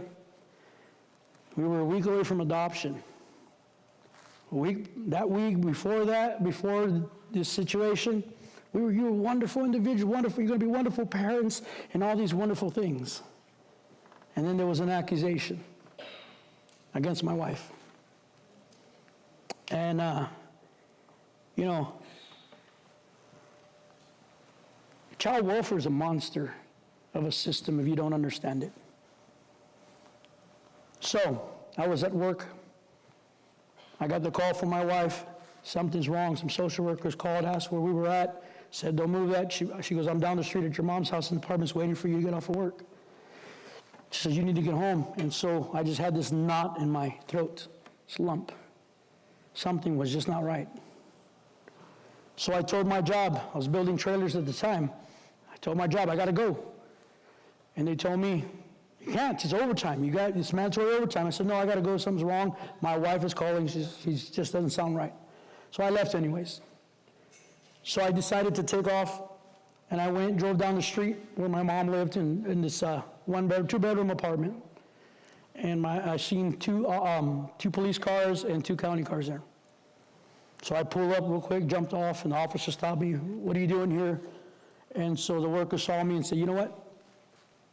Let him through. We need to talk to him. So I asked, what is this about? So we'll get to that. So they started to ask some more questions that were already talking to my wife. And so they started asking if there was any type of incident that had taken place, you know. And so my wife said, well, yeah, there was. One of the middle kiddos, we don't know if he was mad or he was playing whatever, he had a wiffle bat, those plastic bats. And he hit the closet door and made a hole in it. We had just moved into this 4-bedroom, 2-bath apartment, so we were kind of like, oh, we don't want, you know, this kind of stuff, you know, because we don't know if it would affect us. And so they asked, did you discipline? She said, yeah, we put him in the corner. And so as we were trying to figure what was going on there, there was 2 social workers. One of them said, we're good, we're done. The other one said, no, I'm not done. There's something, no. And so she was adamant. Before you know it, I'm seeing my wife being put in cuffs. And I'm saying, what's going on? And the officer says, I'm sorry. I don't understand, but I have to do my job. So I said, please, take me instead. Take me instead. They said, no, the decision has been already made. So I turn around and I see my daughter sitting.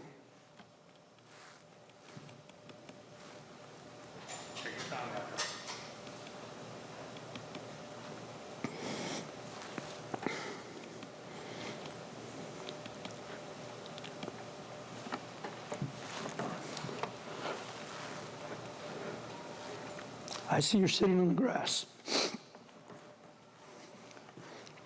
And she's crying. And the social worker sitting right next to her. Trying to figure out what's going on. Trying to hold myself together. And a part of me was like, this is not happening. Part of me wanted to go back to my old self and say, nobody's going to leave this apartment complex. No officers, no social workers, nobody. They're not going to leave with my priceless treasures, my babies, and my wife. The other part reminded me that I was a changed man and that my kids and my wife deserved a chance to be fought for. So I walked over to my daughter. And I sat down next to her and I told her, baby, I don't know what's going on, but I'm going to figure it out and I'm going to get you back. You're going to come home soon. But I need you to go with him for now. She didn't want to. I said, it's all right. It's all right. We'll communicate. And I asked the social worker, can I call her? Can she call me? You know, just to make sure she's okay. And the social worker goes, yeah, as soon as she's settled, we'll call you. We'll have her call you. You can talk to her. So they convinced my daughter to go and they took the baby. Because there was a baby that we had gotten when he was 2 months old.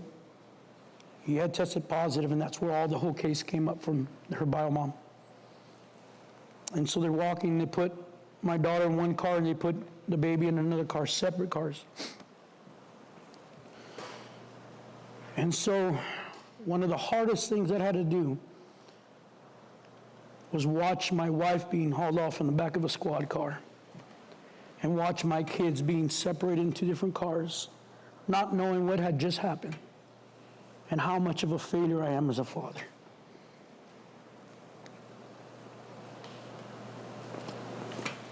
What did I do wrong? And even asking God, What did I do to deserve this? And you know, we were already a couple years in. We had surrendered our lives, and we're going to get to that in a bit. I was wondering what was going on. An hour went by, 2 hours went by, so I began to call. She gave me a card, and I called that card. It wasn't her cell phone number. It was the number to the office. Yes, my name is Roger DeLeo. I'm looking for my daughter. I want to just talk to her, make sure she's okay. So we'll get back to you. So I called again. Before you know it, the front office told me, sir, quit calling here. You're too aggressive. We'll let you know when we're ready. I didn't cuss at anybody. My voice went up because my baby. As a single father, not being separated from her except when she went to go visit with her mom. Not knowing what I did was hard. And I'll tell you, a day without your child is like 1,000 years. I didn't hear from my daughter for 2.5 weeks. No phone call, nothing. And I called to see what was next. I called and told them, left messages, come to my house, we'll show you the whole the thing. I was trying to prove, didn't even still know what had happened. Nobody explained anything. My wife had to spend the weekend in jail. And we got her out, she called, they finally told her, you have to go to court. So we went to court, didn't even know who our lawyer was. It went so fast, I felt like a piece of cattle, walked in, walked out, didn't understand anything. All I heard was adoption. It freaked me out. Then they shuffled us into this room and said, here, watch this film of somebody who's been through it and is able to go and kind of give you an idea. I did not remember one thing that happened in that room. Why? Sounds full of trauma. I just wanted my babies. They were all my babies. Didn't get a full understanding, so I went looking for legal help. I went to a place called Father's Rights. I was like, look, oh my God, for a father, oh, I have this. And I went to this place, and so I went in there, and the gentleman was sitting down there, he was a paralegal, he said, yeah, our lawyer used to be a judge on the court and all that, and so all this wonderful stuff, and so he goes, oh, he'll be able to help you. Well, we need $3,000 down. Oh, I forgot to tell you also, the next day I went to work, they fired me. They fired me because I left when I wasn't supposed to leave, even though I poured my heart out. They fired me. So now I don't have a job, trying to figure things out, trying to find out my wife is okay. Luckily, we were talking still through the phone, and trying to figure out where my daughter was at, didn't know how this thing functioned.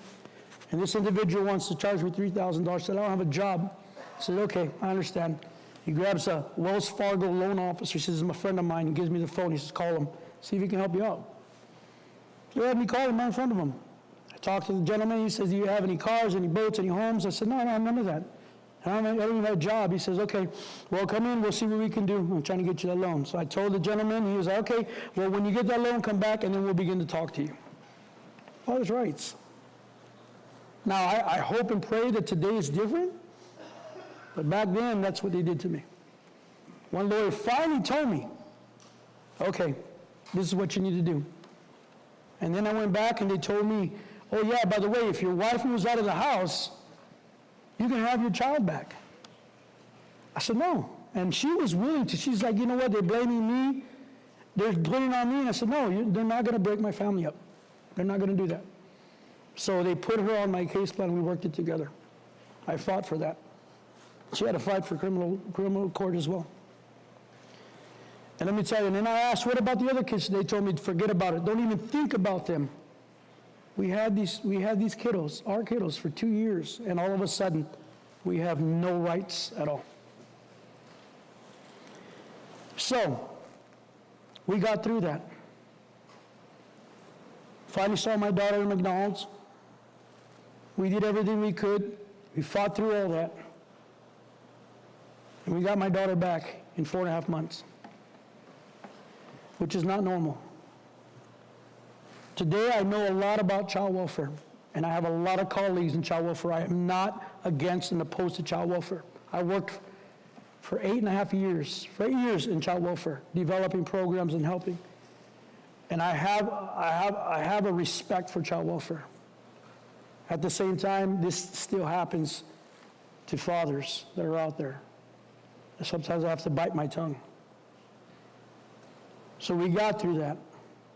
We overcame that. My daughter was impacted. They didn't give her counseling or nothing, so we had to deal with that.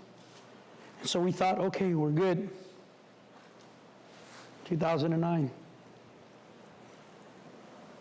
I find out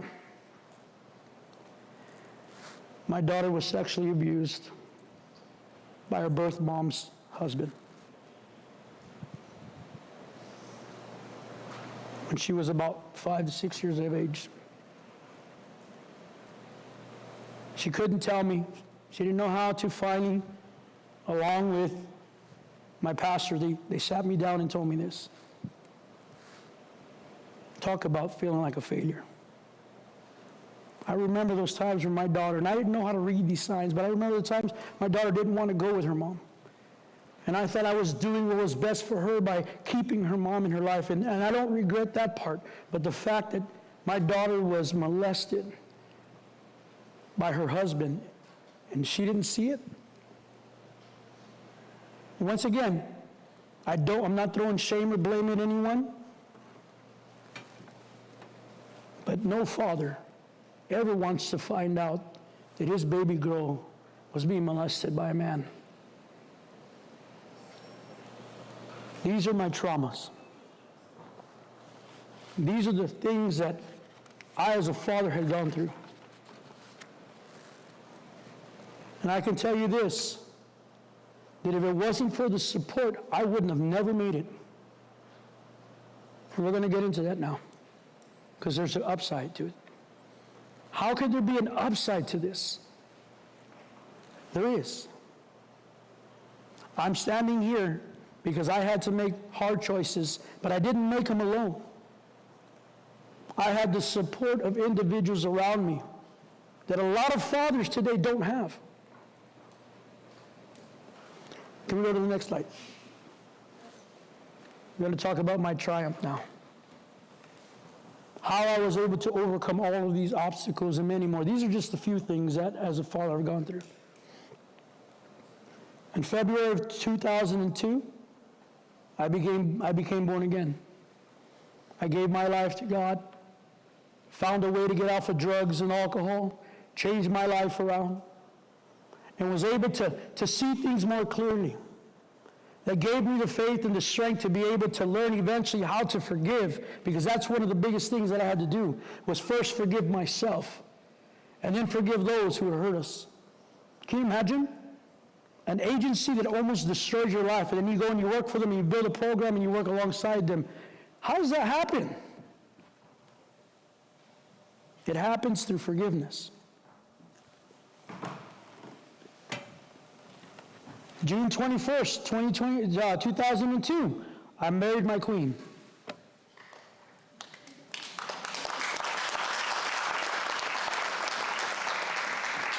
I married the greatest person.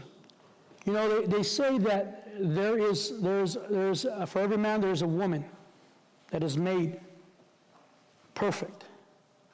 And I'm going to be honest with you, I almost lost her because of my selfishness, self-centeredness, my trauma, and the things that I went through, the bad relationships, the being abandoned, and in the bad relationships with, my daughter's birth mom and all these things. And so I had to be woken up to see the beautiful queen that I had, the woman of my dreams. And once my eyes opened, I married her. I was like, no, I can't let this go. I married her. And let me tell you, I don't regret one day in the 22 years that we've been married. Not one day.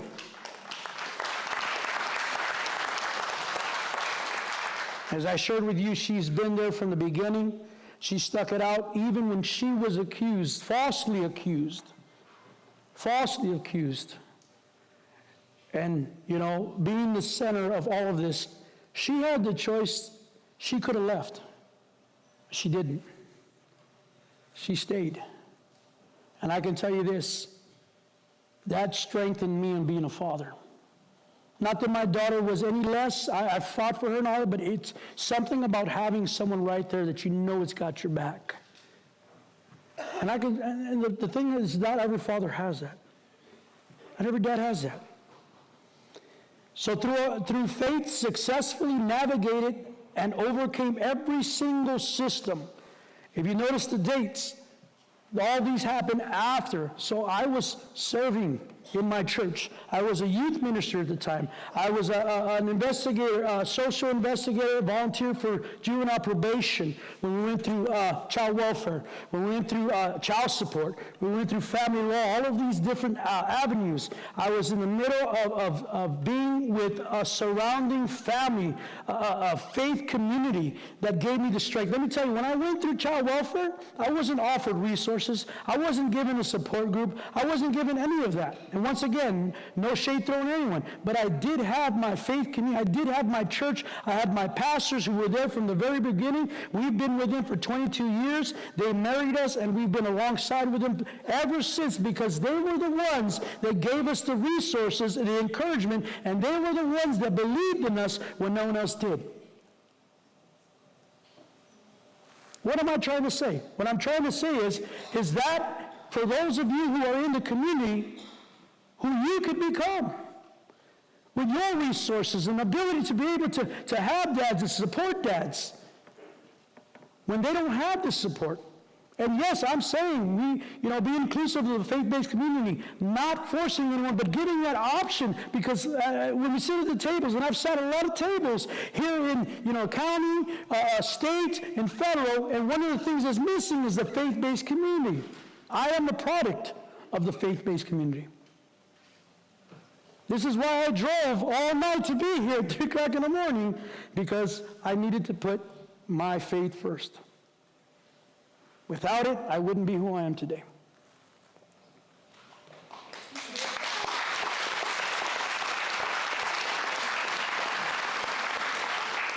May 5th, 2015 began the co-development of the Parent Partner Program.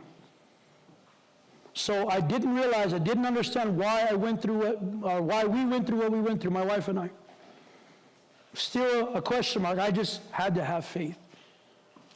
And I had to press forward, not knowing that years later, I was going to be the first and only male Spanish-speaking parent partner for Riverside County, first hired on, not just to work it, but to develop it from the ground up. It was just a thought when I walked in. And then 6 of us developed this program from the ground up to help other families, other parents, not knowing that fatherhood was right in my path. I walked into it. I intentionally learned child welfare because I wanted to understand how the system functioned. Everything that I come into, I do not stay on one side of. I look at both sides to see how we can see what the issues are and how we can work together to better our communities, to better our agencies, to better serve our children and their families, especially their dads. That's where I come from. The peace to be able to walk down, but it had to come with forgiveness and faith. Also being the co-founder of the Riverside County Dads Assistant Dads Coalition. And I can tell you this, I'm going to share this with you all, and this, I didn't ask for any of it. I just walked into it. I believe it was my faith that gave me the ability to be at the right place at the right time, all the way up to the next slide. This is just a resource on inclusion of the faith-based community. These are the statistics that are there, but also because I am one of those, not to say that we force anyone, but this has to be an option for families, because sometimes dads need to know that this is an option for them. Because sometimes it's so embarrassing, or we have so much pride that we need to be reminded of certain things. Next slide, please. The ability to go to the White House. July 30th, 2024. A statistic at one time in my life. dropped out of high school, struggled with all types of trauma, was able to overcome through faith, and was able to be at the first White House Child Welfare convening ever on keeping families together. That is my triumph. And I share this with you all because if I, myself, who was one time a statistic, one time looked down on, and there's much more to my story, but I'm not going to get into all that, can turn it around, so can other fathers. Maybe it's you in this place and your resources and your organizations is what's missing, and a father that may be in your community right now waiting just to hear and feel the embrace, the genuine embrace of you supporting them, giving them the ability to have that hope, that faith, to be able to bounce back and to be like the films that we shared, these fathers. You can hear it in their voices. The trauma, the struggles, the fights. But you also hear it in their voices, the love that they have for their kids. Fathers love their children. And love may look different.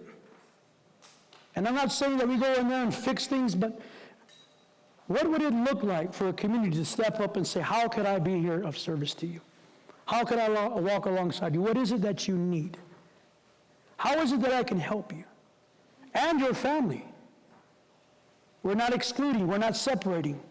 But if a father can get what he needs, why couldn't he make it to the White House?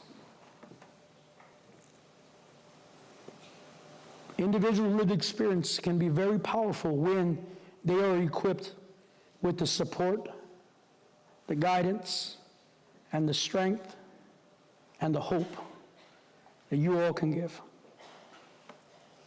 So with that, next slide. Do we have time for this? It's the video.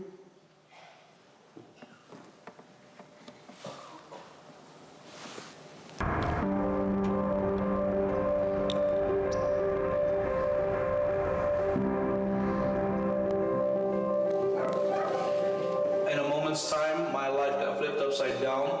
I seen my wife being put in the back of a squad car. I seen my kids being put in different county cars and being hauled off. At the time, I did not understand what was going on. Well, I shared about my piece where a day is like 1,000 years, not to know where your child is at. And it's like every second, it's like a lifetime. Every moment and thinking, okay, well, I'm going to get this call, I'm going to get this communication, it never comes.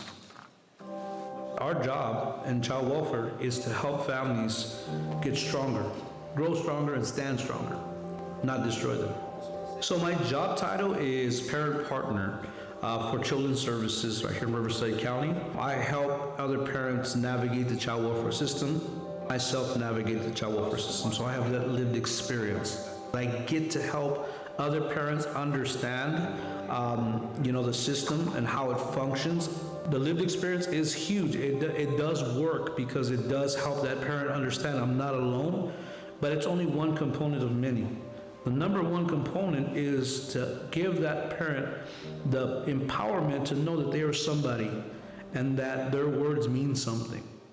My role also is to help social workers to understand the perspective of a parent, to remind them the human side. It's like a dance that I do, and it's like what we joke about a lot, that we're bilingual. We speak parent and we speak social worker.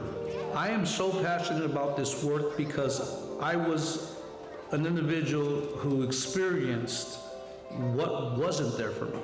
Who wasn't there for me? You can build all kinds of wonderful ways and bring all kinds of techniques in, but if there's no true communication, there's no true empathy, there's no feeling behind what you do and understanding that we're dealing with human beings, then it tends to fall apart. It tends to be more like a job, like you're building refrigerator parts, and we're not doing that. It's lives. It's families' lives that are at stake. What I love about the work that I do is that I get to bring that hope. I get to fill in the gaps, specifically for dads, what they can look forward to and how to go about things. Just remembering my experience of not knowing, being in the dark, and just not understanding how the system functions, not knowing what my rights were, feeling like I was a failure, feeling like I was hopeless, feeling like I have no power, and feeling just deflated. Knowing now the things that I know, I get to come now and bring that hope to fulfill what it is that they need to fulfill in order to reunify and to have their case closed out. In order to protect the kiddos, we have to be able to develop resources to be able to help mom, but we also have to develop resources for dad and making sure that he's getting what he needs. And so that's when it began to develop a Father Coalition. This is why for me it became a passion, because I realized that I wasn't alone. The whole thing behind that is simply being able to be inclusive and also to remind the engagement piece that's important as we do it with mom, that we should also do it with dad. I believe in the golden rule, and that is do unto others as you would have them do to you. My golden rule is do unto others what I would have liked to have done to me. And so being able to bring that perspective and helping others, whether it's our community agencies, our government agencies, our faith-based organizations, and to give them that challenge to be able to take that on and say, what can I do to help this family? If you can help mom, and you can help dad, and you can help the kiddo, you just help the whole family. What I didn't have, I get to give now, which for me is huge, because all of that sums up hope.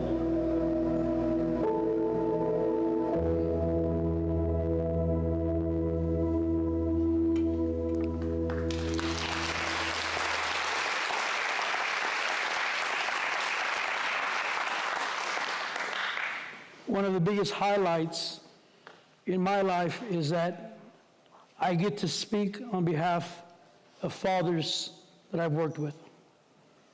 I get to be a voice along with mine to share the need, to share the cry of fathers that are out there.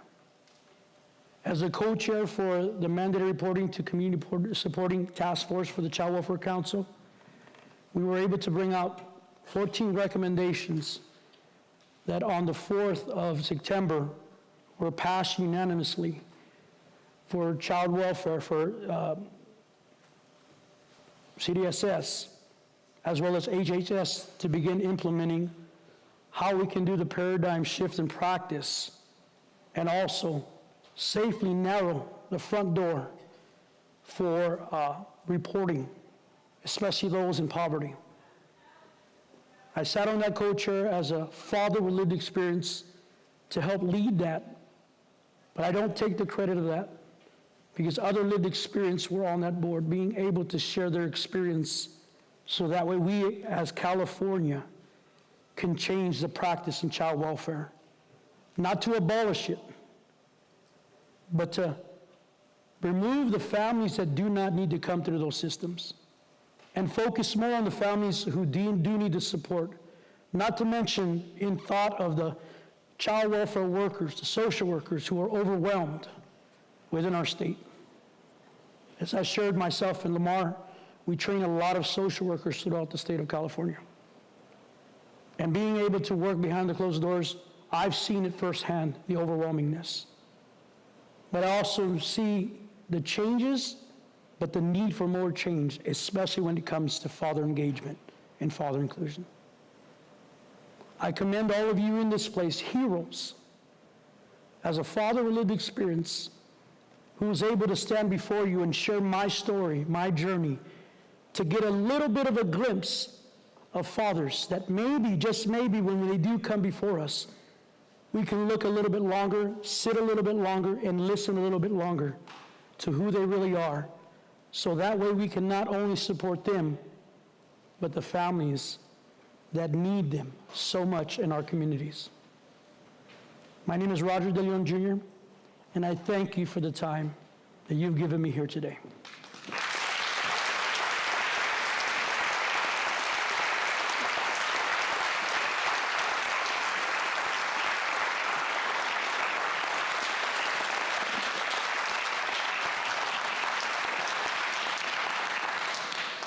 So I believe, questions? We have a few moments for Q&A. So if you have a question Mr. DeLong, go ahead and raise your hand. We have some volunteers with microphones that will come. It's okay if you don't. I know. Hopefully you signed the waiver on the way in that if you have nightmares tonight on my voice, it's not my fault. Okay? We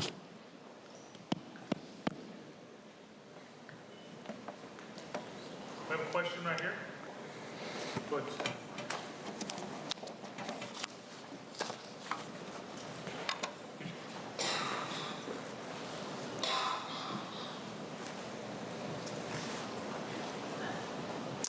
First of all, good morning, and thank you so much for sharing. We acknowledge you. I acknowledge you in the space that I'm in. Coming from trauma my own self, and working as a facilitator in this county for ACEs in the past, at what point did you see you? Did you finally see you? And when you saw yourself, what was that feeling that you felt for those that you serve? Because I know for myself, the first time I saw myself and I understood who I was and who I've become and the resiliency that I built in my life, I had a pain and an ache for the people that didn't have that. And I yearned to be able to open up that box for someone else and help them. So from what I hear, you've been through so much, and you've been able to build, and God has given you that fortitude to be able to be the man that you are. So what was it like for you in that moment? You know, it's interesting. That's a very good question. I think, honestly, when my wife and I were going through what we were going through, we started to meet my daughter at the McDonald's for our visitations. And next thing you know, we found ourselves in the middle of what we were going through, seeing other families and walking over to them and just encouraging them. So I didn't know what a parent partner was. I didn't know anything about that. I just knew that trauma and pain is real. And I think that getting through those situations, especially that first day that was so hard. I didn't mention about when I went back to my apartment, 4-bedroom, 2-bath, huge, used to little pitter-patter of little feet, had this haunting silence that just broke me.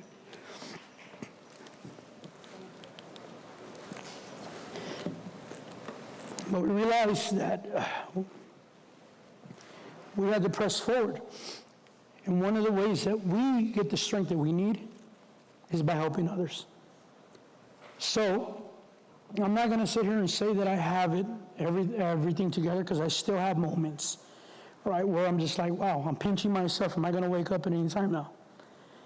But I think during those times, and then stopping at times to look back to say, wow, look at that.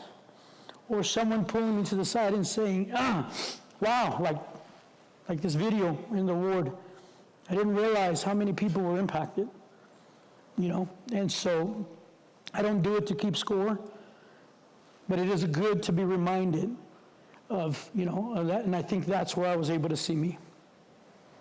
That's where I was able to see me, especially with the program, developing everything, not for myself. My time had passed already. I was done with mine. It's nothing I can do to go back. It's what I can do for the person in front of me or the families in front of me. And I think those were the times, and still to this day, I need to be reminded, because I still have those moments where, like, wow, I have so many failures, right? Just being real with myself. I'm probably my own worst critic, to be honest with you. And so, but yeah, I think that was the very first one, was when we saw that family, walked over to them, and just started talking to them, letting them know we were going through the same thing, and even embracing them. We didn't even know who they were. Just embraced them. And they were just, crying out. We were crying together, and it was a powerful moment, And now realize, looking back, wow, this was going to come out of all that. Didn't know that though. Thank you.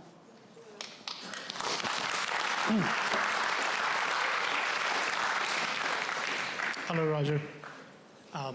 Thank you so much for sharing your story. I'm a parent of a 4-year-old. And I can totally relate to you in few things, and actually would like to somehow connect and talk to you. So just a quick synopsis of my story. The reason I'm here is I actually took a trip to India. That's where I'm originally from. I'm a hurricane survivor, so I was crushed by a structure, and I was just gone for a week. And once I was on a bed rest for 2 months, and when I came, in the meantime, I was still connecting to my daughter over here. We are sharing time with my ex. Right. I came back, and right away, she said, I abandoned my daughter in the court, and I lost my custody. So it was not fair to me, and I've been fighting it for a year and a half now. I just had a trial just a few days back. I was able to get my legal custody back as well as some more time, but I still am not able to get 50-50. And I feel like the system, I agree, is not perfect, but for fathers who are engaged in their parents' kids' life, they should not be, ripped out of their, for no fault. I mean, I didn't plan to get injured, so my child should not be taken away from me. And till now, I have a situation where I'm dealing with, where I'm not able to see my daughter for 7 days at a time. And in the trial, I said, that's not fair for a father to be away for a 4-year-old for that long. The judge was like, it's not ideal. So, I mean, I'm feeling it, and definitely would love to have some more support and help with the group and see all these folks are here to provide help to, pass this tough time. So I appreciate you sharing your story. I really connected well, and I feel more motivated listening to you. Thank you so much.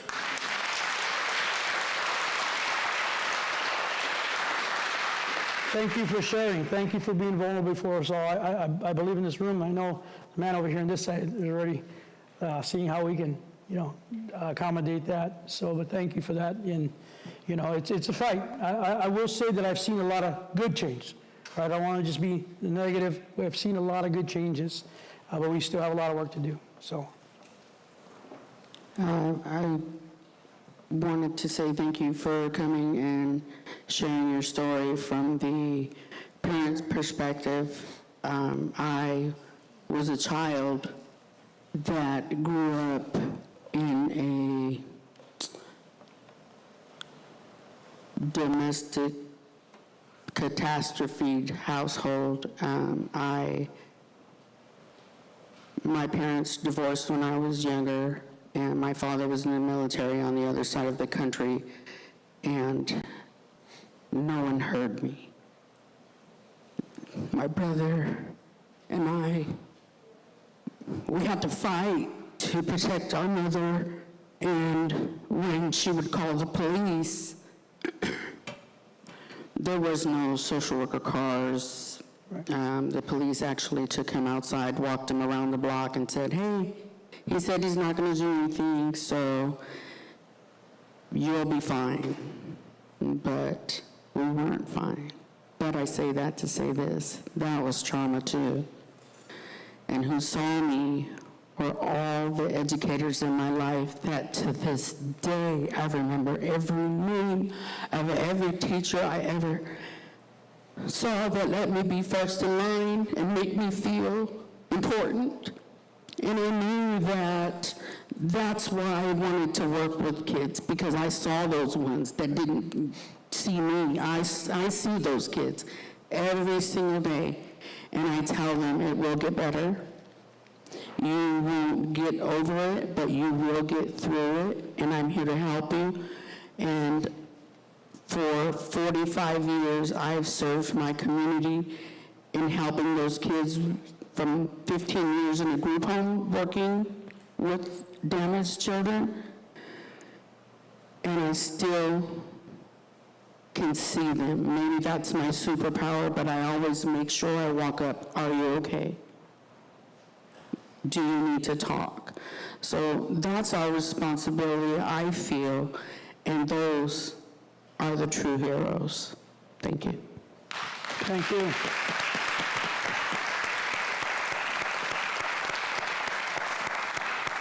Thank you for sharing. Thank you so much, and thank you for all the work you do.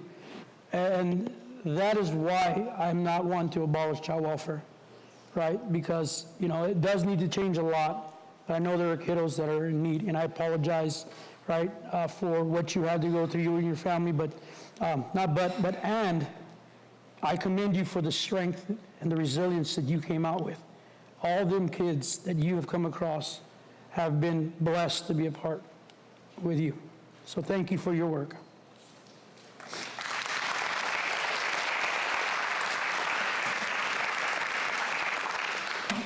All right, I will get out of the way now. Thank you, sir. Right on, Roger.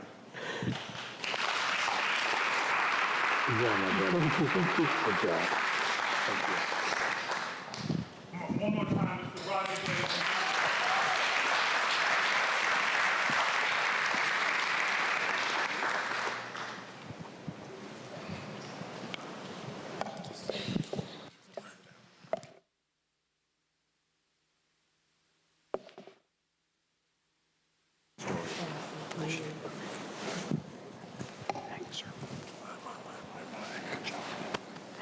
Wow, powerful testimony, would you agree?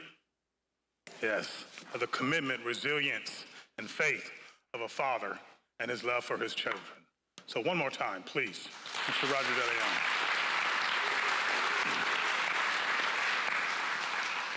As he shared, we have had the opportunity to train numerous social workers and child welfare workers throughout the state, and he is so generous to share and be vulnerable and really just cut himself open at every training. And I tell you that that story is transformative. It's transformative, you know, and we want to continue to share the stories because it's really about the stories. So thank you so much. At this time, it's really my pleasure to bring to the stage the Merced County Chief Executive Officer, Mr. Raul Mendez.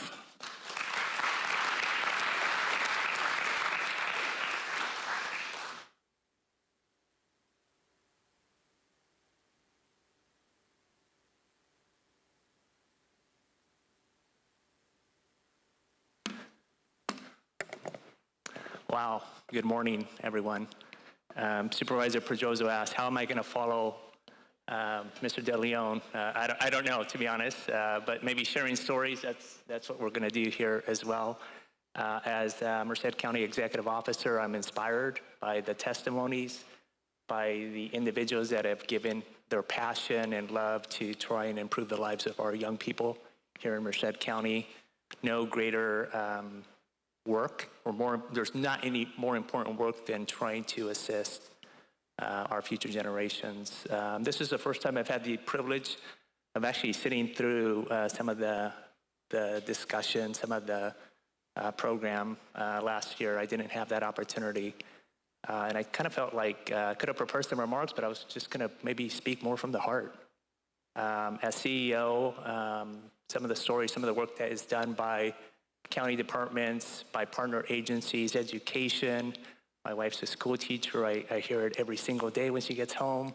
Some of the challenges in the classroom, nonprofit organization, faith-based organization, public agencies, we all have to work together, right, to improve the lives of our families and of our young people, and really inspired by the stories today. Want to congratulate you and appreciate you for your work. It's important work. It's hard work, and a lot of times we don't take the time to appreciate those folks that are doing it every single day. So listening to the stories and the testimonies, I think it keeps us all grounded at the, obviously at this Chief Executive Office, at the Board of Supervisors. We have an opportunity to listen to the stories and utilize that as we bring items before the board in regards to programs and services. From my perspective, I too am a father of two. My son is 24, soon to be 25 years old.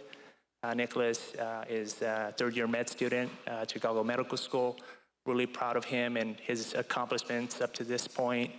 My daughter just started her second year at the San Diego State University. As a young little girl, we always thought she was going to be a teacher. And she decided that that wasn't for her. So she actually pivoted while at St. Mary's College in Moraga to kind of go down my path as a public administrator. and so she's getting her MPA at San Diego State. Just started interning with the city of Coronado this week. Super excited about some of the experience she's already getting there. But, I credit, their success, my success, to the man that you see there in the picture. He's in the back. That's my dad. Miguel Mendez Sanchez, born in September of 1925, passed away in May of 2011. To this day, I still seek his counsel. The work that we do is very, very hard at times, very rewarding many times as well. But for me, I think back to the lessons learned from my dad, whether it was, traveling to the west side of Stanislaus County. He was a foreman for about 25 years. At Rancho Rio Robles, worked for John Kellner for about 25 years. And I remember just the joy of being able to go with him to work and seeing how he interfaced with people every single day, how he was, just always just very friendly towards other farmers, workers, co-workers. And I think I think some of my characteristics as a leader come from him and what he provided for me. I'm the youngest of 5 brothers, so you can imagine the competition that occurred in our household, whether it was around the dinner table, playing basketball, in academics. He inspired us to always reach for more and do more than he was able to provide. But he's had more success as a person than I think all his sons combined, just because of his struggles. We all grew up in the Central Valley. We're a product of a Central Valley. We all went to Stanislaus State to get our undergraduate degrees. And then from there, we all got master's degrees at many of the finest universities in the country. I'm a proud graduate of the University of Michigan, but I also have a brother that's a graduate of Ohio State University, Duke University, Sac State, George Washington University. So the competition has never stopped. And we've had the Buckeyes number up until probably this year in football, for those of you that track football, which has been pretty sweet. On the basketball front, it's been a little rough because one of my brothers went to Duke, so they've had an amazing program for a number of years. And we're all in public service. So from our beginning, small rural community on the west side of Stanislaus County, grew up in the Central Valley. My dad always, wanted us to focus on our education. He exposed us to that life. We all had an opportunity to go to the west side and do some work out in the fields. Very honorable, hard work to provide for your family. But he also encouraged us to pursue an education. And so that was something that was ingrained in us at a very early age. My dad was really strict. I know many of you probably had parents that were strict. So the discipline, it happened every single day. And for me, as the youngest, I obviously learned from my brother's mistakes, right? I'm not going to do that. Definitely not going there. But for me, it was a great environment to just be around family and obviously grow and pursue education and our professional careers. So there's 5 of us. We're all in our 50s. We've all gotten closer over the years. I was the runt of the litter, so I used to always tag along. But now actually the oldest and we have the closest relationship. Part of that, I believe, is because I've kind of followed in his footsteps. He's been a CAO or a CEO. He's currently a city manager. I've been a city manager.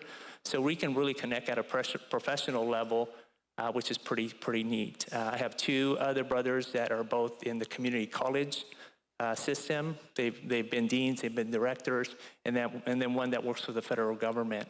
But it all, we credit our dad for our success.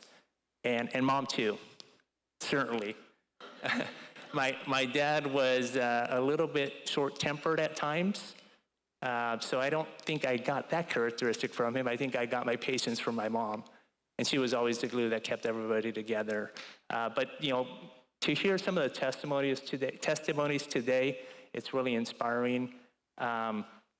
It keeps us grounded as public servants. Listening to the stories of the good work that's being done by all of you, whether it's in the schools whether it's in our county departments, whether it's with some of our nonprofits. As a CEO, it's a privilege to be here before you and just kind of share some of my perspective. I think I appreciate the board and the support that they've shown to first 5 of Merced County, for the county departments that are providing critical services for our community. And I've been inspired by this community and just what I've seen in the almost 3 years I've been here. So I just wanted to just take some time to appreciate you all for your work. I know for the organizers, excellent job in putting together a fabulous program. Mr. Henderson is amazing. He does good work. Yeah, let's give him another round of applause. Had an opportunity to accompany he and members of his All Dads Matter team earlier this year, along with members of the board, for a recognition there at the state capitol, and that was really special. But that's only one example of many successes that are happening here in Merced County, and it's having events like this that allows us an opportunity to kind of showcase some of the good work that's being done. I look into the audience and I see a lot of our partners. So thank you for continuing to work with us at the county to ensure that we're providing the best services and programs for our families and obviously through our children. So again, just wanted to make some short remarks and enjoy the rest of today. It's been really inspiring and at times emotional for all of us to listen to some of the testimony, because that's really the fruit of our labor is through some of the work and the testimony that's been shared today. And just again, have a good rest of the day. Thank you for the opportunity to address you, and let's continue the good work. Appreciate it.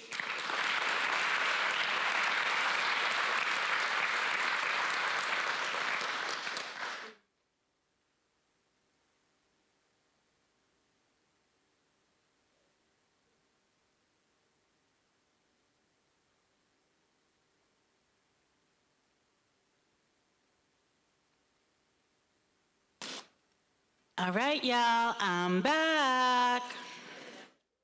So, I am going to take a moment because I was raised by a girl dad. So my father is no longer with me, but what you see is what he grew up.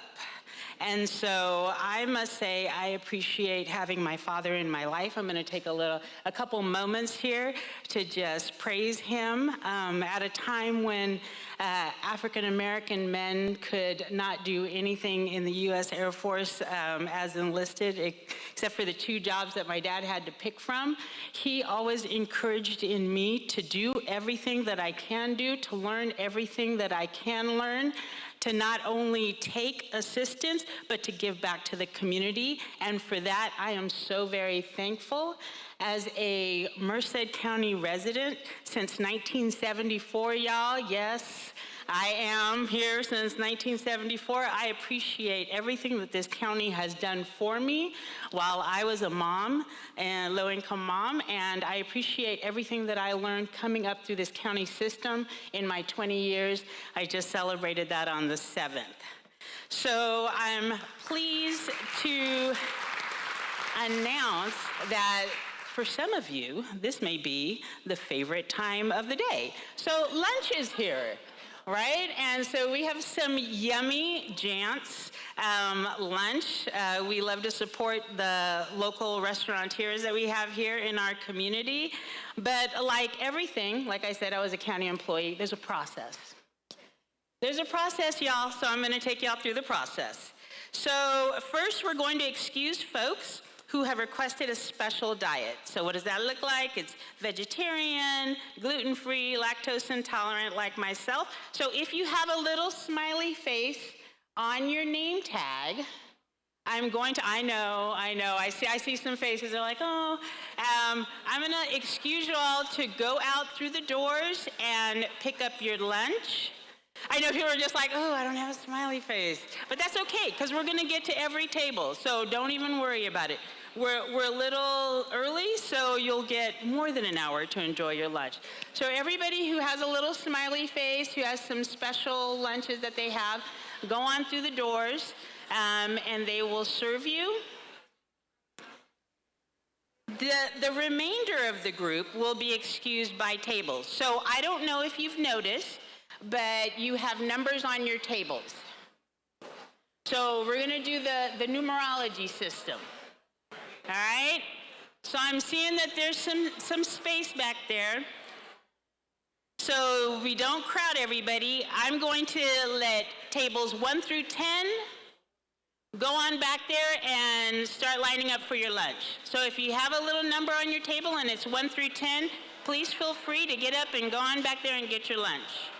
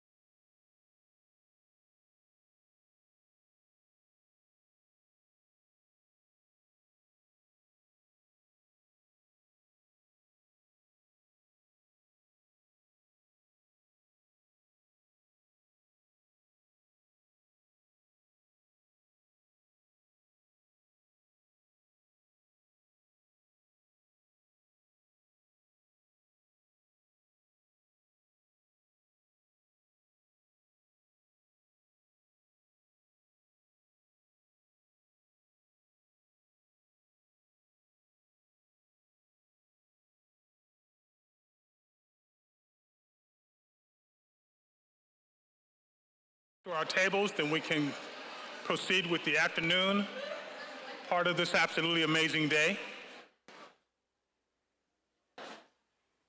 The Children's Summit is something else. It never fails, right?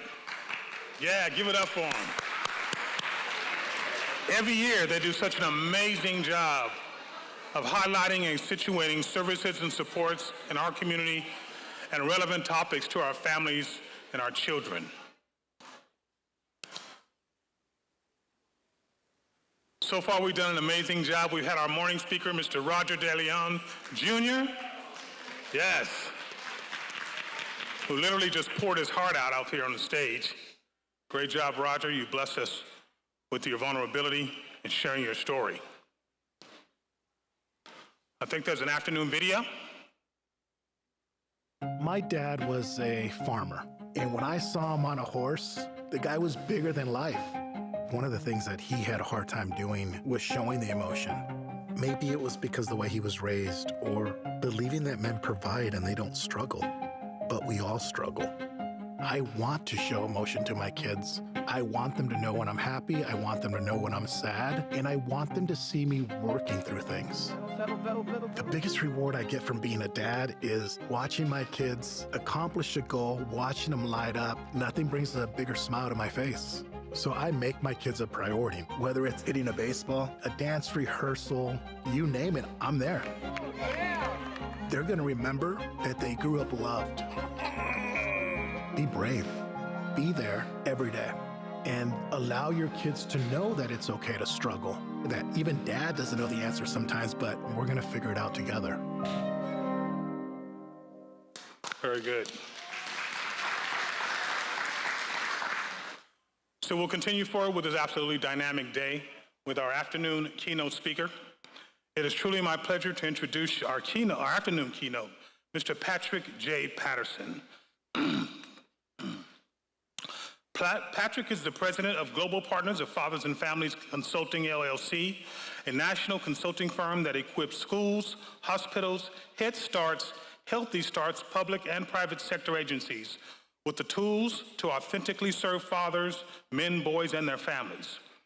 Patrick has launched and managed community, statewide, and nationwide national fatherhood programs during his 20-year career, including serving as contract manager with the National Responsible Fatherhood Clearinghouse during President George W. Bush, President Barack H. Obama, and President Donald J. Trump, and President Joseph R. Biden administration. As an expert working with fathers, men, and boys, Patrick has delivered more than 850 fatherhood keynotes, workshops, and trainings across 48 states, the U.S. Virgin Islands, and 7 countries. He's married to his high school sweetheart, Sharani Ashford Patterson, and they have 2 absolutely beautiful daughters, Peyton, 18, and Lauren, 16, with whom Patrick has co-authored 2 children's books entitled I Love When Daddy Reads to Me and Unplugged, a day of family fun without devices, which are sold on Walmart, Target, Amazon, Barnes & Nobles, and Books A Million website. Patrick earned a bachelor's degree in social work degree from Benedict College and HBCU, and a dual master's degree from social work and public health from the University of Southern California, the undefeated National Women's NCAA Championship, South Carolina. You asked me to put that on there. Put some respect on it. That's right. It is my esteemed pleasure to present to you Mr. Patrick J. Patterson.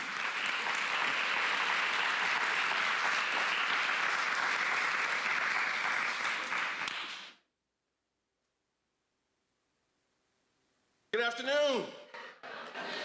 Good afternoon. Hello. Hola. What's up? Did I cover everybody? Did I get everybody? Thank you, Lamar. What's that?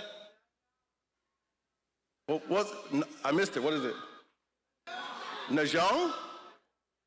Did I say it right? Okay. All right. I like learning, so thank you. Let's give Lamar a hand, please, y'all. He is what I call a friend. This is my second time in Merced, maybe 2018, 2019. And I'm gonna tell you why Lamar is special to me. I was working with the federal government, and you guys should know this if you don't know this, but they were looking for us to go to 5 locations in the country that were doing fatherhood the best. Y'all didn't hear what I said. They didn't hear me. 5 locations to come to visit that were doing fatherhood the best. The best.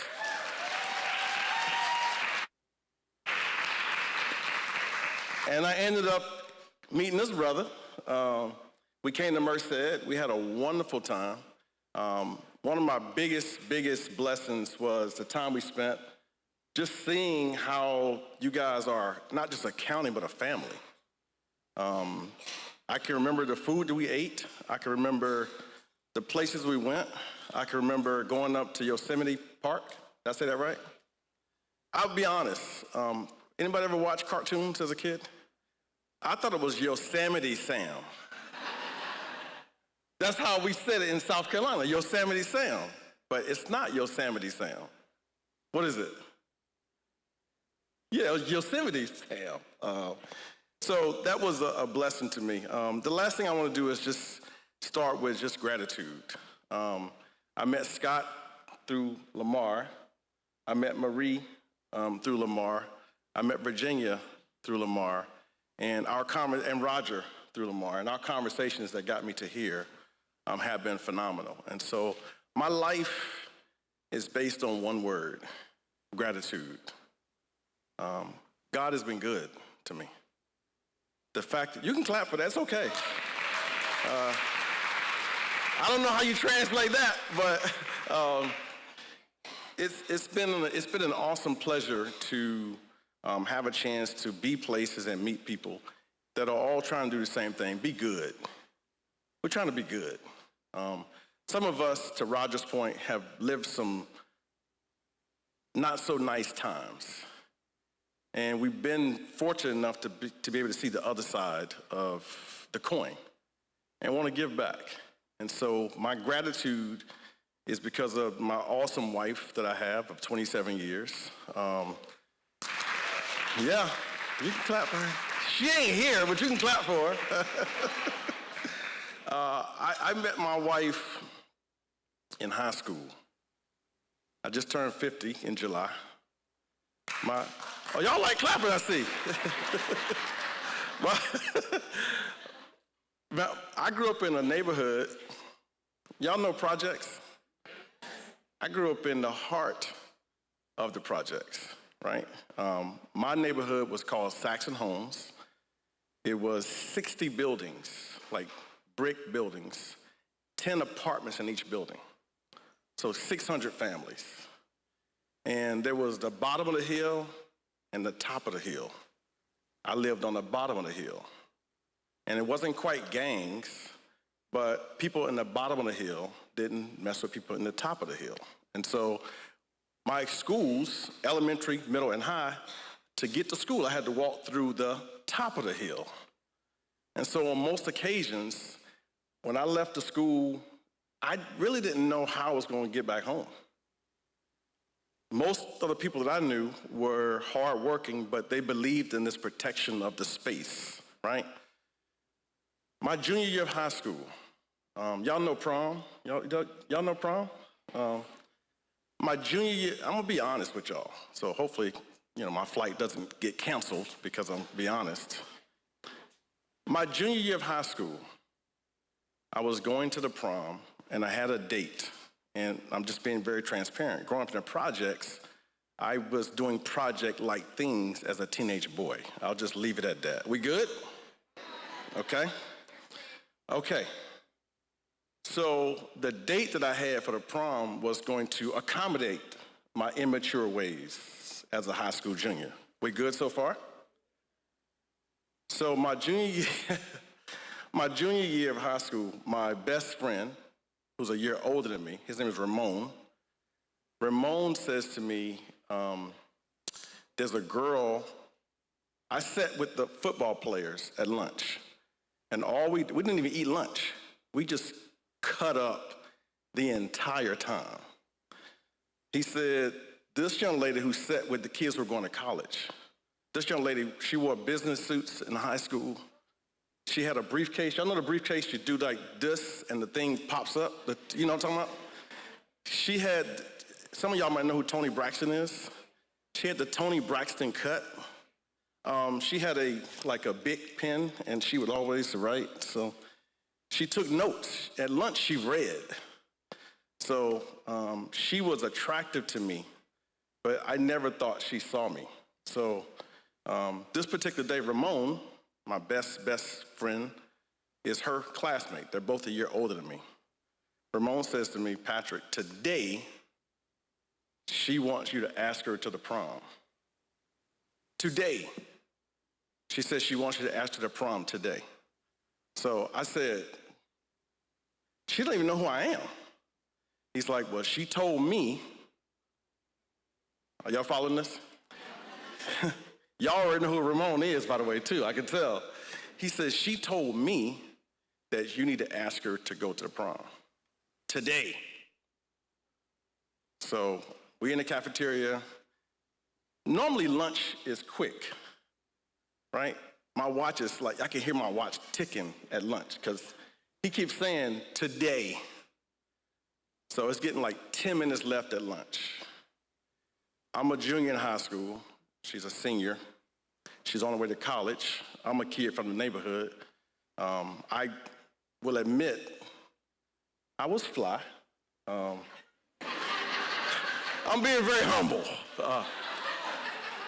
I had on a pair of Bugle Boy, some of y'all don't know what I'm talking about, Bugle Boy jeans. I had on a white Panama Jack t-shirt, and Panama Jack used to have something on the front, and then there was the man he had a glass, and he had like a Panama hat on. I had on a pair of white K-Swiss. Y'all not following me. So I was fresh. You see me, okay? Because I played football, my sleeves were rolled up Popeye style a little bit. I was doing my thing, right? So he's like telling all the fellas, Patrick's gonna ask her to the prom today. So I build up the courage.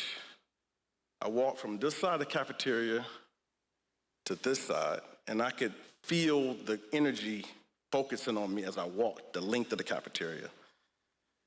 And I actually said something, and if anybody's dating or their son is dating, I'm gonna give you free game, right? This is how you court a woman, right? And y'all let me know if it was good or not. So I walked up to Sharani, and I said a couple things. Nervous as all, I said, Ramon told me you like me. This is free now, Lamar. This is free. Stop recording, guys. This is free. This is free. That's all I said to her. That was free. So she responded, no, sir. You got to feel this next punch, because this could have went viral if this is 1991. She said to me, I think you're a cute little boy. Hello. This is where my humility comes from, actually. So, she said, you're a cute little boy, but you act too silly.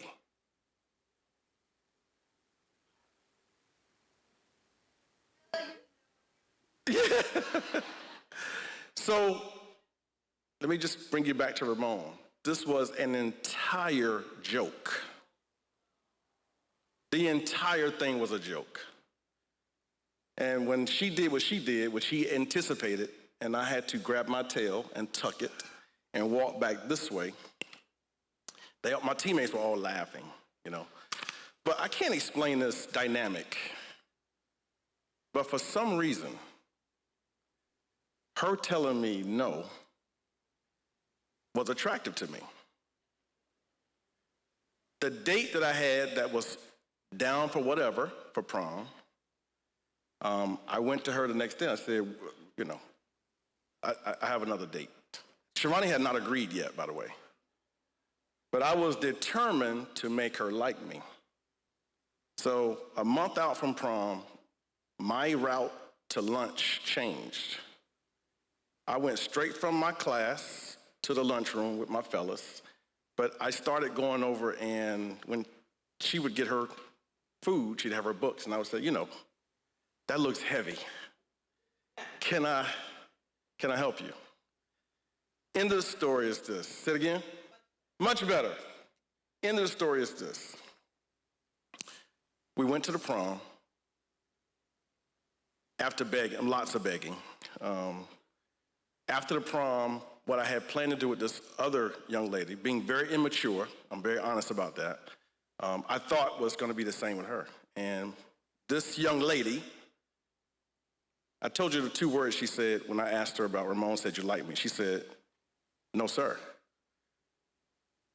Prom date. This is the prom date. I don't have on a tux. I have on a jacket. I should have been prepared. I did not have a license. My teammate drove us to the prom. I did not have any money, but I'd assumed that she was going to be liking me because I was an athlete, which is how it went at the bottom of the hill. We leave the prom. I say to her, I got something in my pocket, and I pull out a whole roll of, are y'all with me? Y'all not ready for this conversation? She was, and so she responded with, no, sir. Let me bring it back to why this is so important. One of the things that she had that made her clear was a father. Her dad set a standard for her. So no matter how slick and muscular or smell good I was, she had a father. And no matter what people were doing in school, she was determined to make sure that she followed and obeyed both of her parents. But her father was a major force for her. 6'4", 270. Look at me. Because her brothers and I were teammates, I would go and watch football after the prom,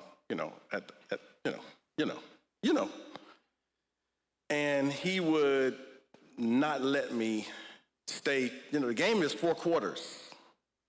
He would not let me stay through 3 quarters. Say, hey man, it's time for you to go. I'm like, well, her brothers are Aaron and Aubrey. I'm with Aaron and Aubrey. He's like, now he's a man, I have daughters. I can see. He said, I know you're with them, but they going to bed too. I'm like, that's like 4 o'clock. But he was wise to know how boys think, right? End of the story is this. We leave the prom, come back from the prom. I try to do this whole thing to get back with her. And I finally asked her, June 4th, 1991, 10:46 p.m. I was listening to Keith Sweat. Some of y'all don't remember playing music and talking on the phone. No, you hang up. No. You hang up. No, you say I love you first now. Go ahead now. And I said to her, I would like for you to be my girlfriend.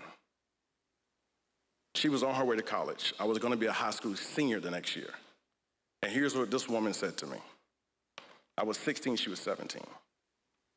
She said, I would like to be your girlfriend, but I need you to promise me one thing. By this time, I was a high school athlete first and a student 10th. Some of y'all missed that. In my school district, because the academics were not as important, athletics was more important. They made the average to be eligible a D average. You're talking about a system setting you up for failure. So most of my friends and I, we did what level work? We did D work. Nobody even told me that to get into college, besides being able to run fast and jump, that you had to have academics. The school people knew, but nobody. So she says, here's the promise. I will date you if you prepare yourself to go to college. She's 17, I'm 16. That was some of her talking, but that was also 6'4", 270, who didn't go to college, but he told his 3 children, you will get 2 degrees. And in high school, I didn't know what a master's degree was, but she was talking about master's degrees in high school. So I said, being immature, don't forget what I told you about me. I said, absolutely, I'll go to college. The next year of high school, my wife, she's starting school, she's excelling, and throughout the year, my world changed. My parents, and I'll ask you to just flip the screen to this picture because it's really important to me. The next picture. My parents separated. And my father, on the right, your left, was in my house from the very beginning. And it just so happened, I'm a man of faith. It's so interesting to me that the moment that this fractured, this young lady came into my life. With, like, literally, it's like jumping from a rock to a rock. I didn't fall. Her father became like my father. So she's special to me. So when we go to high school reunions now, and people say, y'all still together? Because a lot of our friends, you know, they've dated and things like that. But I mean, if you only knew what she spoke into my life at 16, you understand the power of a woman's voice in a man's ear. She's the one that when I wanted to quit, because honestly, when I went to college, my first year of college, I got into college. I was surprised too. I went to a junior college to play sports. And I'm honest about this. My first year of college was like grade 13. Does that make sense? Like everything I missed, I did in my first year of college. Like, how do you read and understand what you read? That wasn't what I did. When I finished high school, I had a 1.3 GPA. Don't judge me. I heard somebody say, oh. But there's a lot of factors that went into that.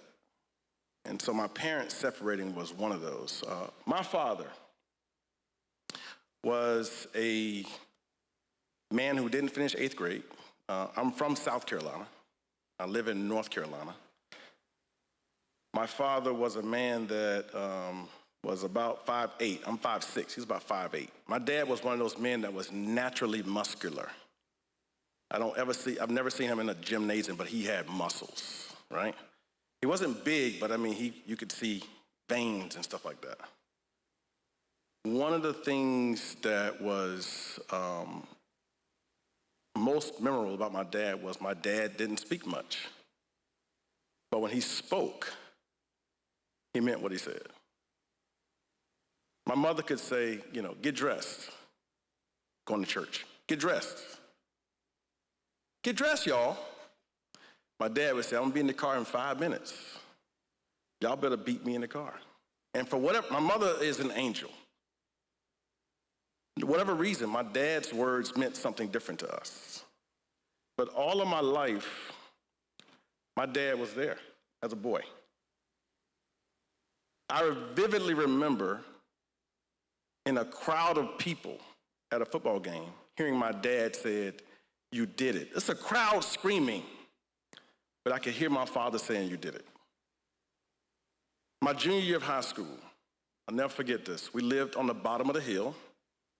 I'm the third of 4. I have a brother 4 years older, a sister 6 years older, and a brother 4 years younger. My 2 older siblings, they experienced a different man.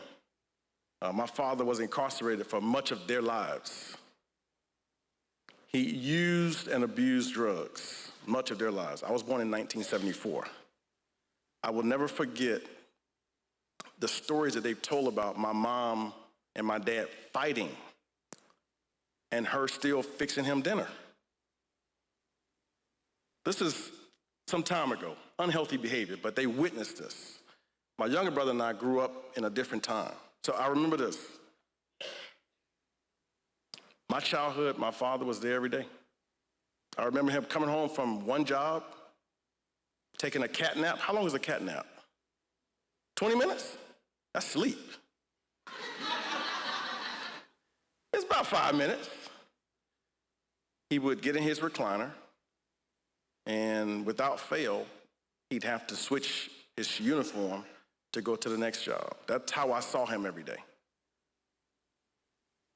This particular day, my dad comes home, talks to my mom. He says, I'm going to apply for a job at Coca-Cola. In my town, that was the job. If you got that job and you did that for 30 years, you're going to get pension.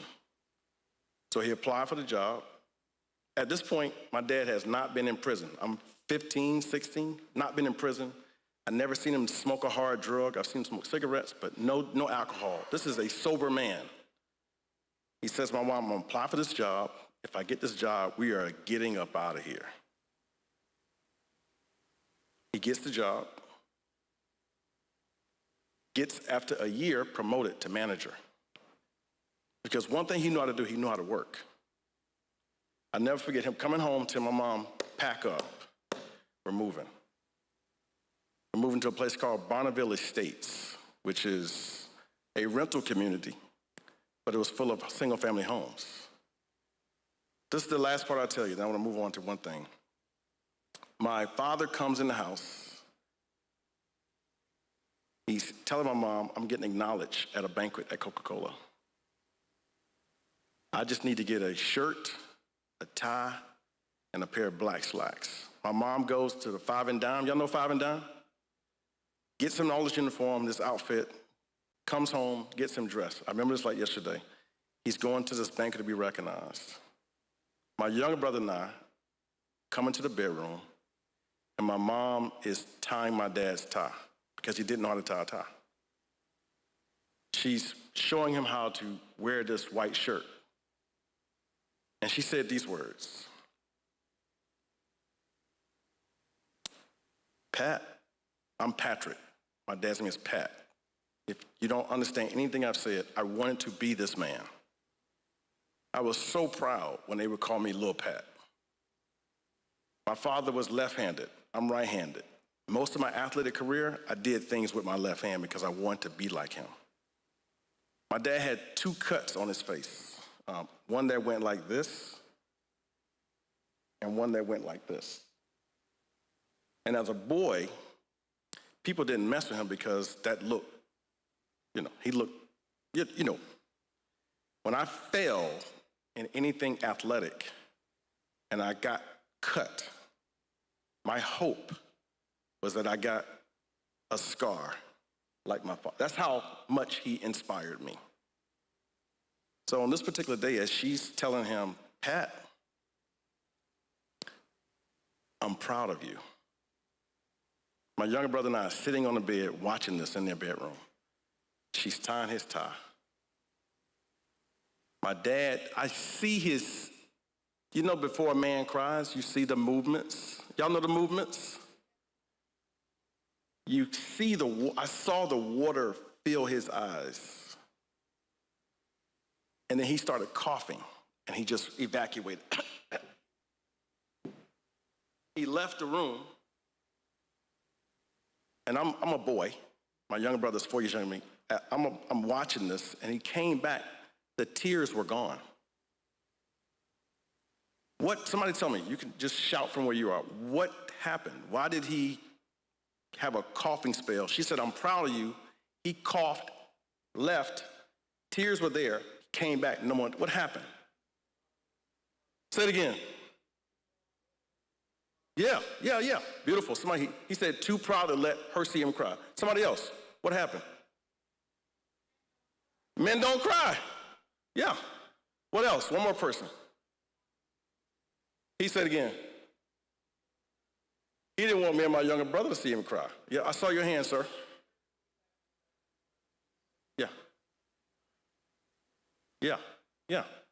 Yes, ma'am.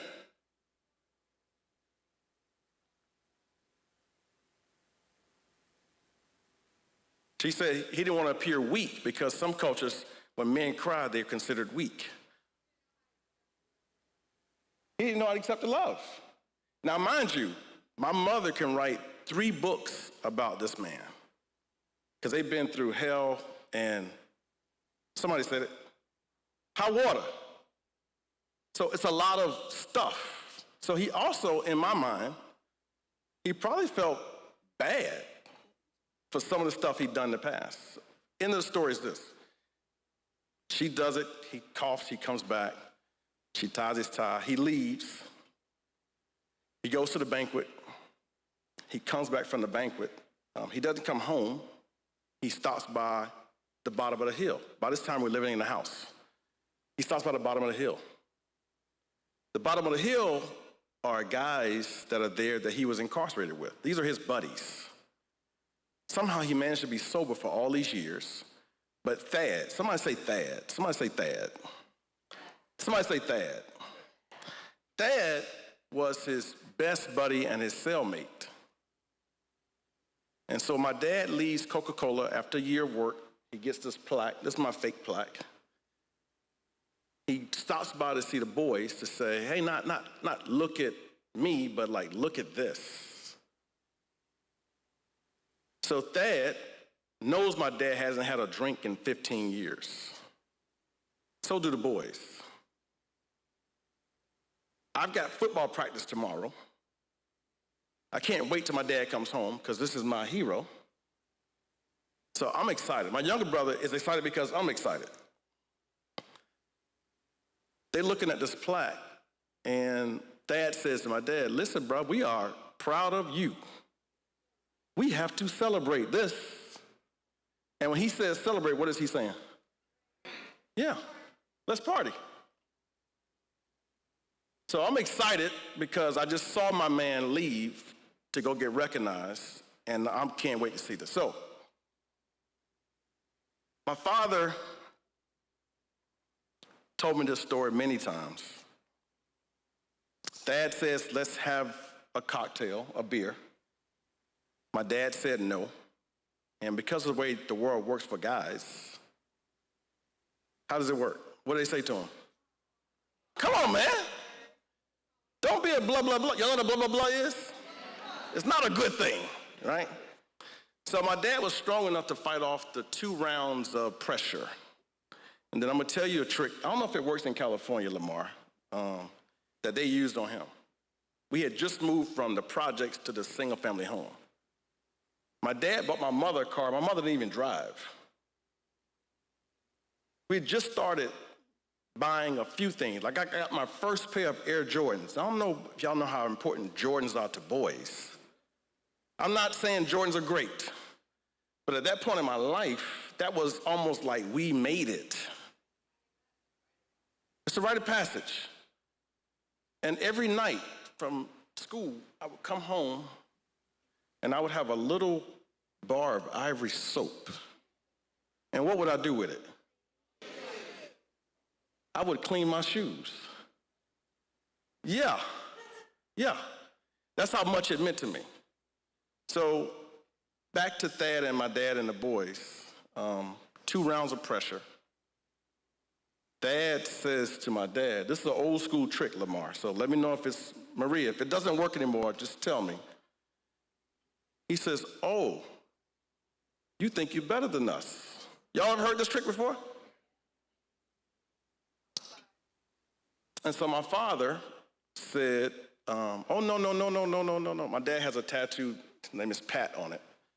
And I remember it because it was just a vivid memory, but he pulls out, he said, oh no, I'm still Pat. So I'm gonna have 1 beer with y'all, and after this beer, I'm out of here. And so Dad, being the friend, I'm gonna use my kid's language, the friend that he is, he cracks the beer, he hands it to my dad drinks the beer, and then what happens? He drinks another one. So that's 2 beers, and then what happens? Drinks another one. In my neighborhood, they pull out brown bags. Y'all know what's in a brown bag? Yeah, liquor. L-I-K-K-A. It's liquor, right? So he commences to drinking some liquor. And then in my neighborhood, they usually bring out top paper. Y'all know what top paper is? Oh, we're gonna play like that, huh? We're gonna play like that, huh? You use that to, now I've never smoked a joint in my life, but I know what top paper is. So, and if you work with families, you better know what it is. So they bring out some top paper and they start smoking what they used to call reefer back in the day. Now it's called everything now, right? End of the night, after doing that series of things, Dad, being the friend that he is, he pulls out a needle.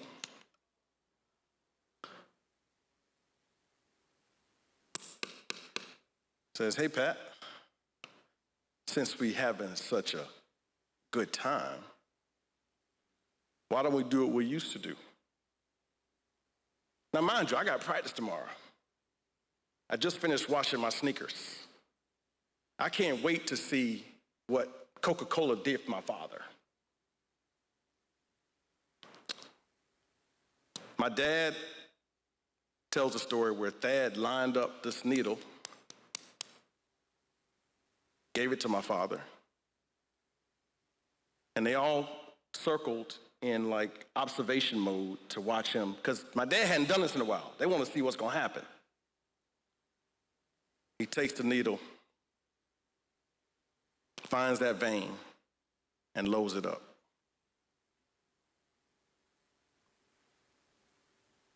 The word tolerance is real, and so it didn't do what it quite did. So my dad was kind of shaken, but he wasn't out. And because Thad and the boys are really good friends, they reload him. And so this next time, he finds that vein and he shoots it. Heroin. His story, Dad's story, my dad collapses. He didn't die, thank God. But for the next 3 days, my father didn't come home. The word relapse, y'all know the word relapse? 15 years. He relapsed. So for 3 days, I went to practice and came home. My mother, being who she is, she kept everything on schedule. And we knew not to ask. So we just kind of acted like he wasn't there. But meanwhile, my mind was only on, where is my father? Third day passes, he finally reappears. He comes in the house. He has on the shirt that my mom bought him. The tie is untied. It's filthy. He looks filthy. And my younger brother and I are like in the hallway. We had this small house, 3 bedrooms. The hallway was thin like this. So you had to say, excuse me, to get by people. He's walking down the hallway to get to the back because he wore a uniform at Coca-Cola. My mom ironed his uniform every Sunday. She ironed 5 days of uniforms. He gets in the back. My younger brother and I are like, Dad, where you been? He's like pushing past us. He gets his uniform on. He didn't even shower. He just changed his clothes. He gets in the car. He speeds out the driveway. He goes down to Coca-Cola. He's been gone for 3 days. What happened? He got fired.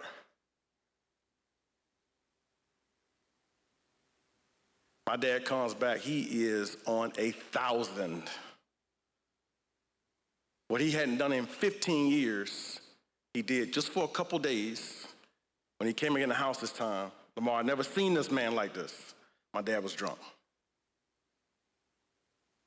And I'm trying to talk to him. I'm like, something ain't right. But respectfully, I knew not to approach this the wrong way. I never thought I'd be doing this work for 25 years. The work found me. What I knew then about men is what I know now about men. Something was wrong. But my dad didn't know how to articulate it. And so for most fathers that you know and that I know, we have feelings, but the environment teaches us to internalize those feelings. Does that make sense?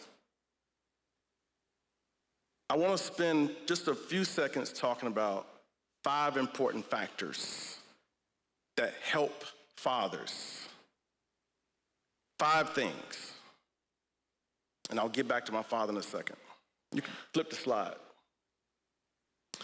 This is me. Each picture is 2 years apart. So I told you the bottom of the hill. The first picture, we still lived in the bottom of the hill. Some folks don't believe stories about Jerry curls. If you look at that chair right there, you see the chair behind me? You see the spot? That's not an elbow spot. That comes from a Jerry curl. It's a fact. Who knows what activator is? Raise your hand. Yeah. My parents, they could do this, and it did do that, right? But this is how me and my brother, I look back now, this is how me and my brothers walked around the neighborhood. We didn't wear shirts. Period. Right? You can't really see it, but I want you to look at my face. I told you, my younger brother and I lived 2 separate lives with my father and my older brother and sister. Look at my face and my younger brother, he's just there with the radio, but my older brother's face. He had done seen some things, right? And to this day, he's still processing things that he's seen, right? This picture right here, the middle picture, is my 10th year of high school. This is a year before my life changed forever. The last picture is my high school graduation picture. This is full blown in the middle of the situation. What I want to offer you is this. Not every man, but a lot of men wear masks because there's no place to share what's going on behind the mask. Does that make sense? These 3 pictures I share with my kids because I want them to understand that, for me, of course, they believe, I think Roger said it, grandparents and parents, my kids believe that there is a tree that all you have to do is sprinkle water on it and there's money, but they have no sense totally of the journey. And so I make it my point to tell them the story. Next slide, please. I want to make a point. My first point is this. Somebody say words matter. Somebody say words matter. I'm willing to bet that every person here can remember the person that hurt their feelings with words only. I'm willing to bet, whatever, and I don't bet. But words matter. One of the things that I found myself as a father doing wrong in my oldest's early life. One particular day, I don't know what was happening, but I came back home, and my daughters are close to me and my wife, but they're daddy's girls, right? My oldest is probably 4. I come home, and she did something wrong or whatever it was, and I said to her, I'm disappointed in you. Some of y'all know how she received that. For an entire weekend, this 4-year-old avoided me in the house. Why did she avoid me? Somebody tell me, why did she avoid me? Say it. Shane? Somebody say it. Yeah. What'd you say, Marie? What'd you say? Yeah. She didn't want to let me down. And my wife, who is a daddy's girl, I asked, Peyton is kind of acting strange. She says, she's not acting strange. She says she wants to not ever let her daddy down. And so when you said that to her, she would have preferred going in the corner for 5 days. That hurt worse than anything else. So I recognize the power of my words. So I say to each of you in here, when you're working with fathers, one of your greatest assets is not any physical thing, it is your words. Let me give an example of a word that I use with fathers. Hello. Some of us who do home visits, and I've done many years of home visits, one of the most important things that men want from all of us want it, but just men particularly, is respect. Respect is not this, it is good morning. Hello, Patrick. Not hi, Dad, because that's somewhat impersonal. Good morning, Patrick. How are you? It's good to see you, Patrick. Versus, let me tell you the worst way to do this. Speak of the devil. You ever heard somebody say this? That's not a compliment. Look what the wind blew in. And I know these are real things because I grew up in a real family. But what we don't know is how that cuts at a person. And even in sarcasm, you know, everything that's supposed to be funny ain't funny, right? So let me do a challenge. I want you to grab your phones, please. Please grab your phones. Next slide. And I'm gonna do, when I was a kid, we used to do dares, and if you got really sophisticated, you do a double dog dare.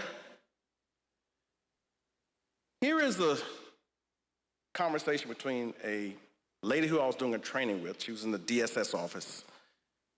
And I offered the same challenge, and I'm gonna offer it to you guys. I want you to text a male in your phone something affirming. It could be your son, your husband, your ex, your cousin. No ex, no ex. No.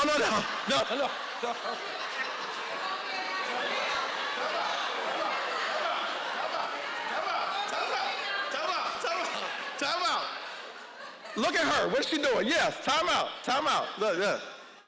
Don't do your ex.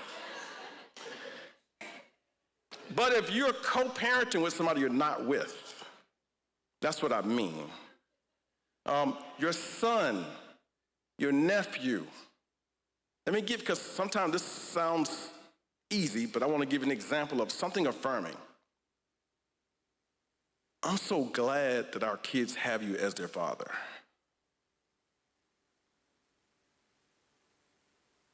I cannot wait to see you this evening.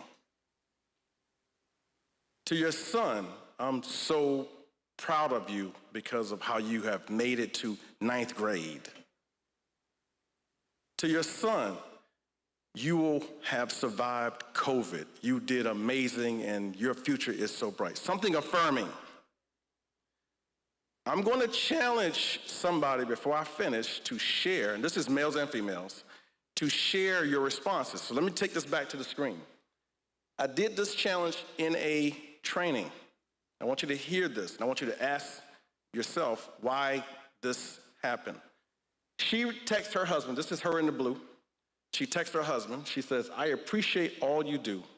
Don't know what I would do without your help. She's in a DSS training, she's a case manager, she's doing her job. She's doing what I asked. He responds, really? What made you say that to me? And are you sure you meant to send that to me? She responds, and she gave me permission, so no names are here, but she told me, yeah, you can use this. She responds, yes. She confirmed, this is for you, guy. He responds, you must be bored because you're trying to be nice to me. What's happening? And we're not judging him or her, but what's happening here?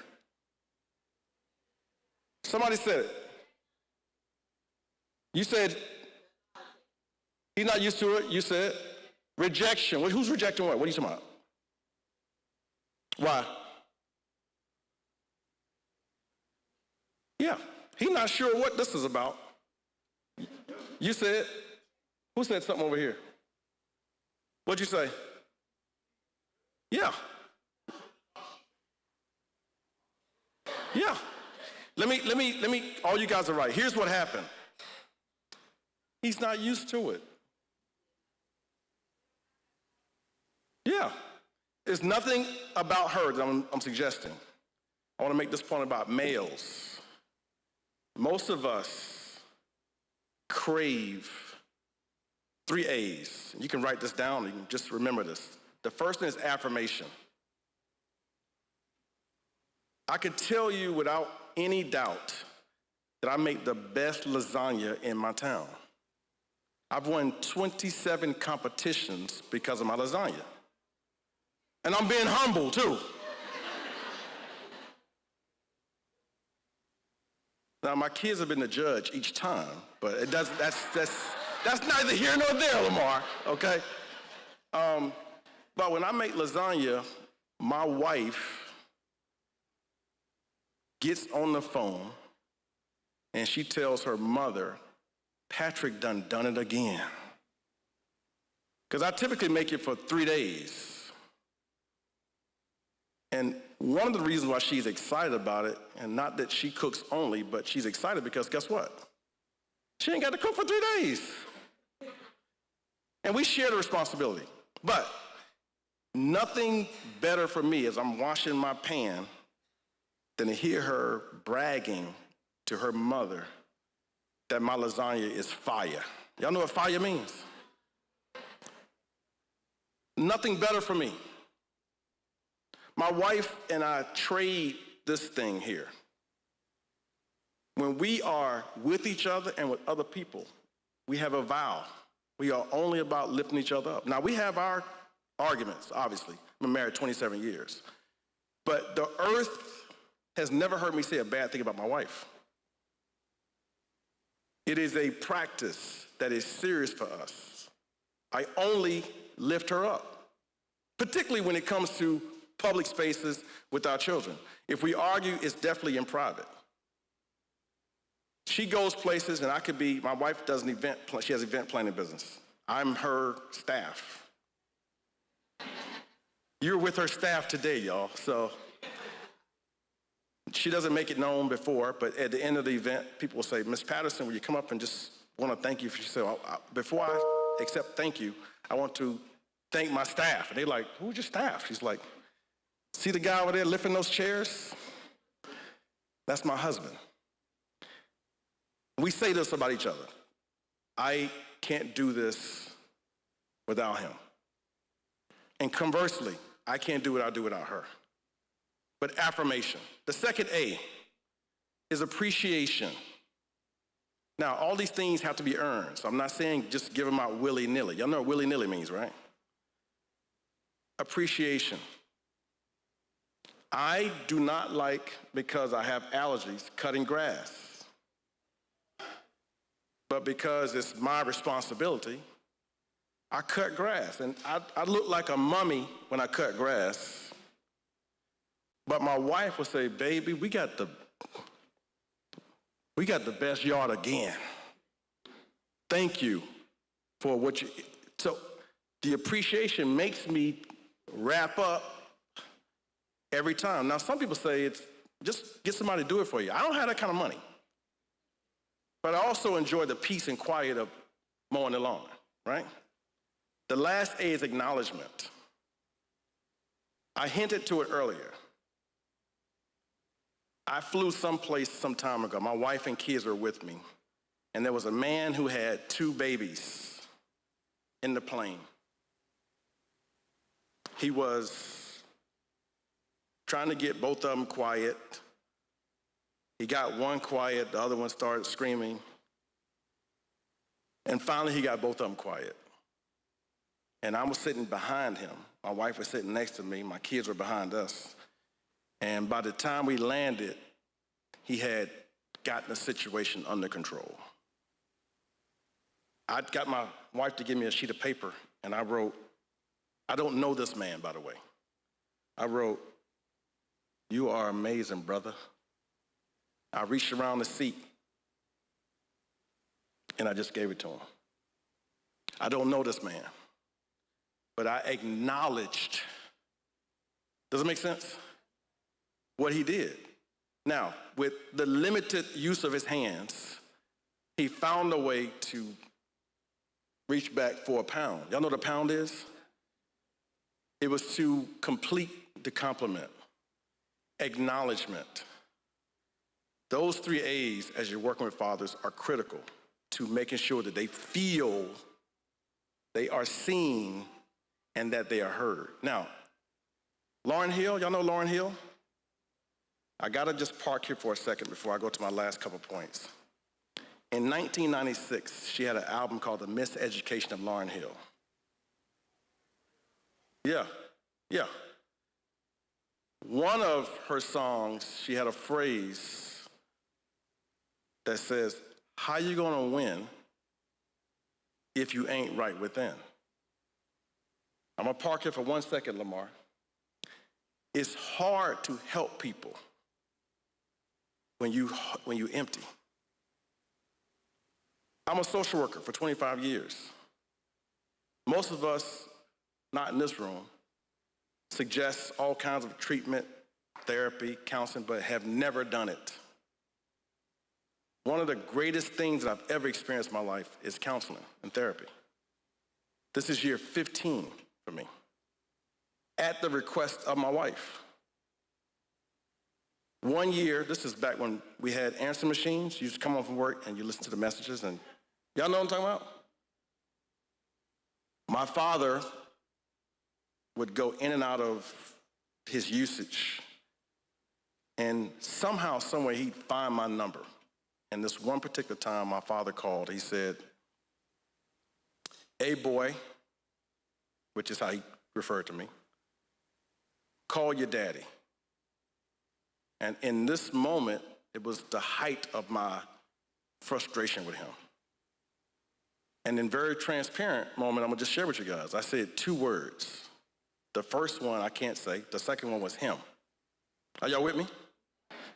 And my wife said to me, "You never know why he called." I said, "I'm good." A lot of times, not all the time, when men say I'm good, they're not. To Lauryn Hill, working with men requires you to understand your own father's story. Some of us, including myself, didn't have the best experience. And so we have buried that thing not to ever be uncovered. In this space, we have to examine our own father's story. If yours was amazing, I can tell, because people typically who had that, they either done some work, counseling or therapy, or they had this amazing story, and they believe in men.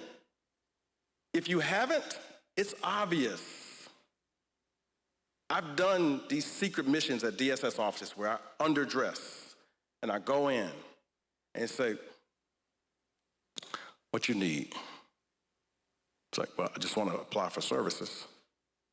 "Who you here to see?" Now, mind you, the waiting room is small, and one of the things that will either make a man shrink or get incredibly upset is embarrassment. Imagine being in a space like this, and someone says, "You can't read?" So my point is this. Those 3 A's are really important. With respect to introspection, healers have to be healed as well. Very important. Next slide, and I'm gonna close out. When I think about men, every last one of us in here has on a garment that has a care label. It says washing cold, washing hot, don't mix with colors. It tells you how to handle the garment.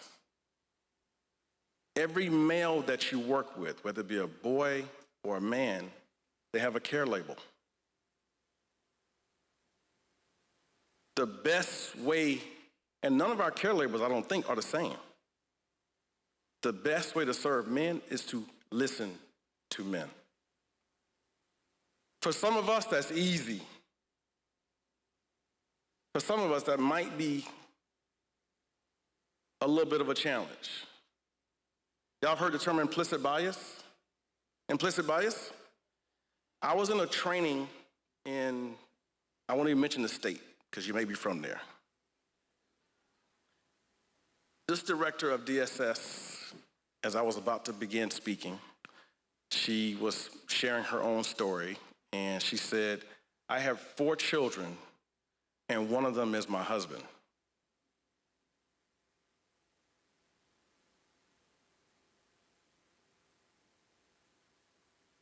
Y'all have heard stuff like this before. That's implicit bias. More succinctly, how you see people is how you serve people. If you think this adult male is a child, you're going to treat him like a child. So we have to be honest about our own stuff. I expect it to be a little bit quiet at this time as I'm talking about this, because this is serious, right? Say it again.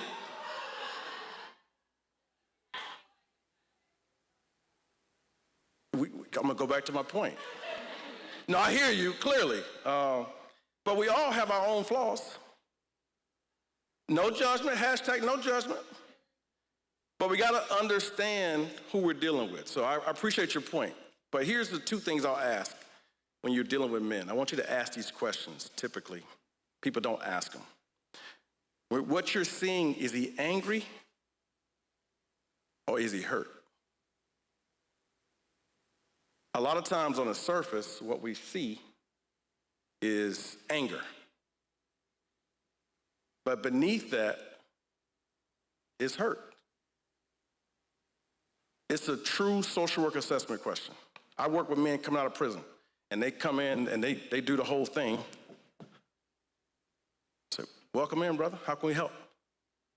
She ain't doing this, and she ain't doing that. And he can go. So I say, well, can I ask you a question? Like about the situation, like, what do you really want out of the situation? I want to see my son. He did all of this. Beneath that, I want to see my daughter. So I'll ask this question, and it's not till I know it's a good space. I'll say, I'm just asking you honest. Is it okay if I ask you an honest question? Are you angry or are you hurt? More times than not. It takes a minute because it's like creating a safe space for him to share. He said, man, I'm hurt. Most times, it's a very emotional response when he says, I'm hurt. I don't know if you've ever seen a man cry who hasn't cried in a while. It's not a pretty sight because we've been trained to hold in. The second question I'll ask you to think about when you're working with fathers is he broke or is he broken?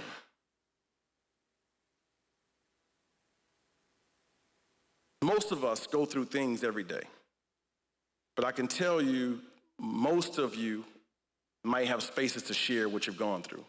A lot of men don't. There's a theory called the Coca-Cola bottle theory. Have y'all ever heard this theory?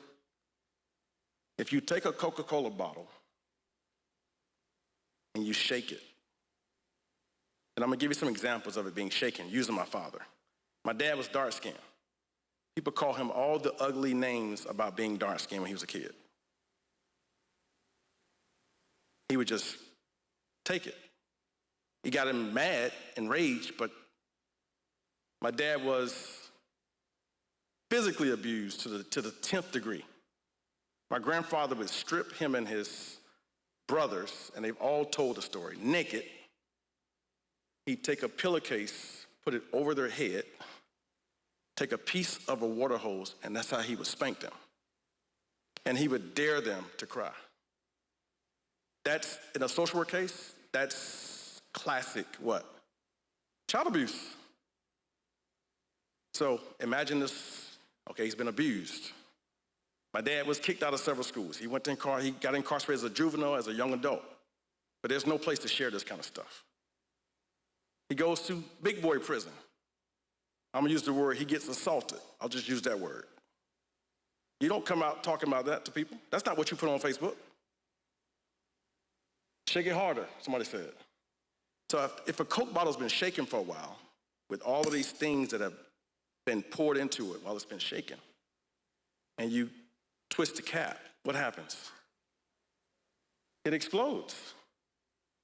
Sometimes on things it didn't intend to get on. The children, the house, the family. None of this would I have known until my father and I had a conversation. Most men want to share their story. They just have to be made to feel safe. My father is still my greatest inspiration. And I want to go to my last slide, last two slides. 5 things to remember. What I didn't connect to my dad's usage, but now I understand because I'm a father now, is at the same time that my father started drinking again, his father had just died. My grandfather died. My father never felt safe enough to say he was hurt by this. He was grieving. And so he found a solution to the grief in the bottle. I know other ways that men manage grief. They work harder. They get a second job. They cheat. They lie. This is people, period. We're talking about fathers today. They start looking at porn. These are all ways to manage things that are underneath the surface. My father did one thing to me that I'm so proud of, so grateful for. I'm 50 now, it's probably 35, 36. Lamar mentioned I've worked in the White House 4 different administrations. I've been here and there and everywhere. I'm grateful. That's my hashtag for life. My father was in a facility, and at this point, we had just started back kind of reconnecting. I assumed that my father didn't care about a lot of my childhood. And I would tell these stories to my wife. One particular day, I'm coming back to South Carolina. I'm living in Delaware at the time. I go into the facility, and I don't have on a name tag. I'm just a regular guy. And as I go to the back, they said, Mr. Patterson is in this room. And as I'm walking through, they're saying, oh, you Pat's boy. I'm like, do I have a name tag on or something? Because everybody's saying, you're Pat's boy. I get to the back after seeing 10 people who say, you're Pat's boy. And what I later discovered, that every touchdown, Lamar, every time I was in the paper for sports as a kid, as I got older, if I got in any kind of articles in magazines or whatever, my father had a scrap, y'all know what scrapbooks are, right? He had a scrapbook of everything. And I just imagined that he didn't care. End of the story is this, we have this conversation. My dad unpacks all of these things that I felt like were hurtful to me. And to close the conversation, he said 2 things. I'm sorry. And in my 20s, I swore if I got into an alley with him, I never would have. But that's how mad I was about my hero leaving us. He said, I'm sorry. You probably don't know this, and he went through the list of things that were traumatic to him. And at the end of it, I said, you know what? I'm sorry. Because when he would call, I wouldn't call him back. I'm just being honest with y'all. When I'd see him in the neighborhood, I went to undergrad and graduate school 2 miles in both directions from my neighborhood, the bottom of the hill. So I would see my father. And he would approach me for change. He'd approach my friends for change. And I would tell my mother all the time, I said, Mom, like, Daddy keeps asking me for, she said, my mother's like this. She's the oldest of 16. She raised her siblings. She would say to me every time, she would say, if your daddy asks for it and you got it, what would she say? Give it to him. I would say, but I don't want to hear that. Remember them Jordans that you about died for? You know how you got them Jordans? Your father. Remember the camps that you wanted to go to every summer for football? You know how you got that? Your father. So if you have it and he asks for it, give it to him. I'm grateful because I know how it'd be easy for her to have told all these horrendous stories about my father. My mother, you can call her, held her tongue or what, she never did that about my dad. To my siblings. Never told these horrendous, I'm sure there are stories, never told these stories. But I'm so grateful that I had the chance to have him, to hear him say, I'm sorry. So my 5 things to remember. The first is, everybody has a story. Particularly men. If I can encourage you today, I want you to find out if you don't know it, and if you think you know it, ask somebody in the family that knows your father's story. I'm sure many of you know it, but I would open the conversation up again just to ask about things about your fathers. Everybody has a story. Second point is working with men, connect first. There's an African proverb that says, you cannot correct me unless you're connected to me. I'll give you an example. If I walked into a restaurant, and I wear hats all the time, and the server said, boy, take that hat off. It could be a situation. I'm not saying it will be, but I might not respond in the positive. But if I walked in my granny's house and she used the same words, boy, take that hat off, what happens? What's the difference? There's a connection. A lot of times when folks work with fathers, they can't help but say, pull your pants up, young man. That doesn't work if there's no connection. Lamar knows, Roger knows, if you work with a guy and you've connected, you could take him anywhere. But you can't start with the correction first. Does that make sense? Connect first, which takes time. One of my wife's greatest gifts to the world, for me, has been patience. I'm first to say I was married before I was a man. That might not make sense to y'all. I'm not talking infidelity. I just wasn't ready to be a husband. She did marry a child. I was of age, but there were several things that were at play here, but one of them I thought was she respected me. She didn't go, there was no Facebook when I got married in 97, but she didn't go around saying, this boy here. She never did that. I can tell you, if she had been doing that, I don't think we'd be together. She respected me. But that's not about me. That's about who she is. So I mentioned the song with Lauryn Hill, How You Gonna Win If You Ain't Right Within? So that speaks about her, not about me. So I'm grateful, but patience is a big thing. So connection. It's not gonna happen because you had 2 meetings, you gave him pizza. It takes real connection. It's listening first, not to respond, but to understand, right? Third one, healing and forgiveness. The most critical thing that you can do and I can do working with children, men or women, is to be a servant of your spirit.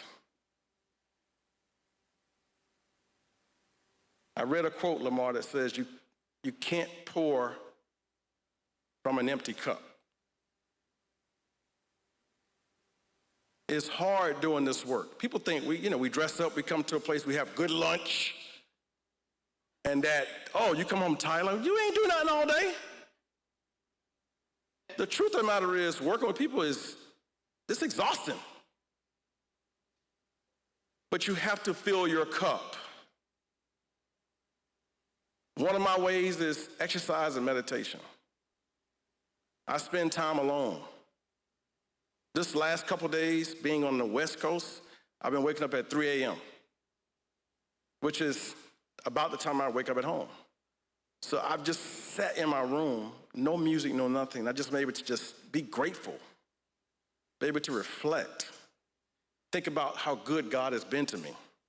And so my cup is full. So when I come to a place like this, I can pour because there's an overflow.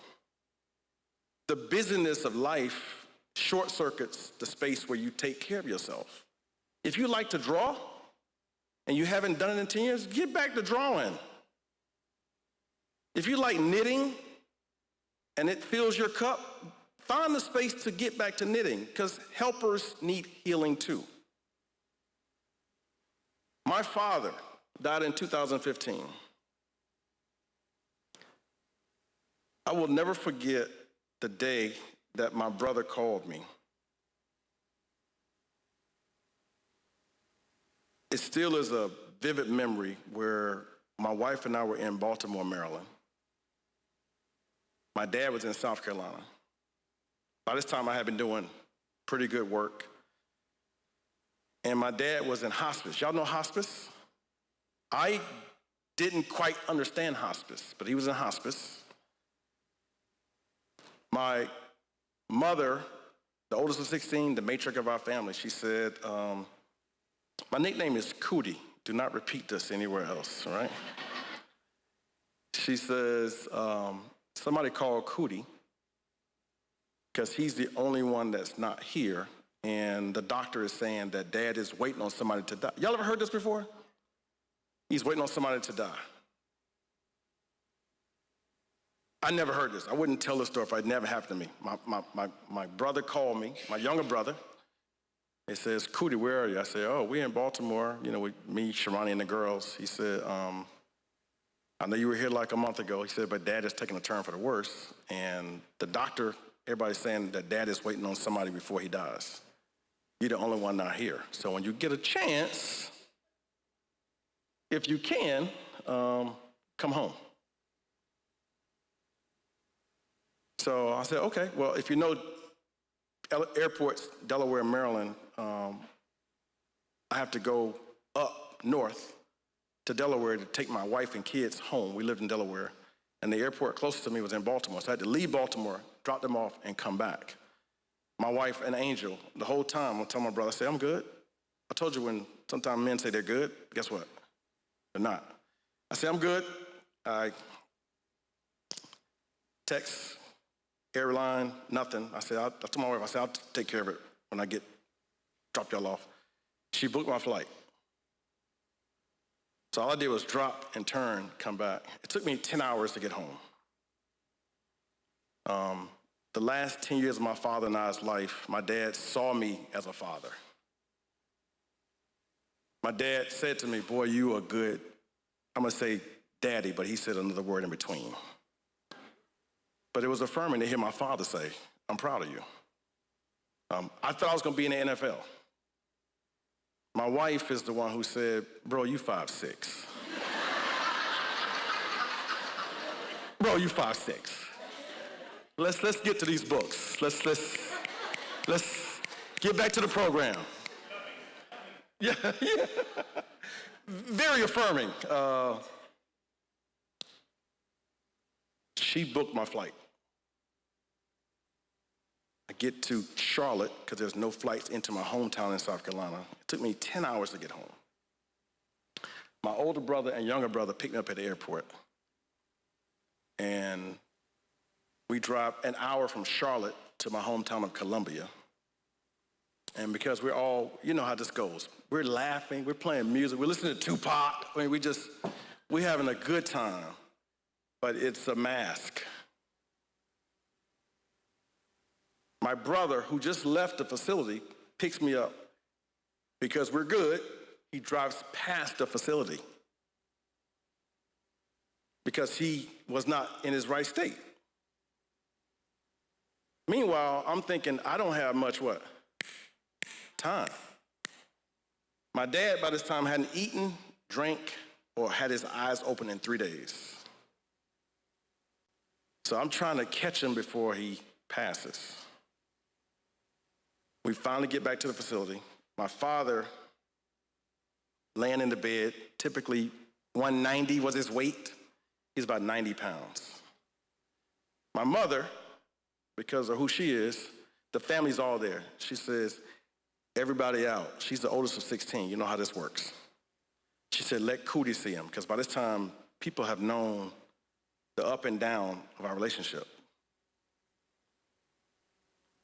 I walk into the room, and I hadn't seen my dad in this physical state ever. And he's eyes closed.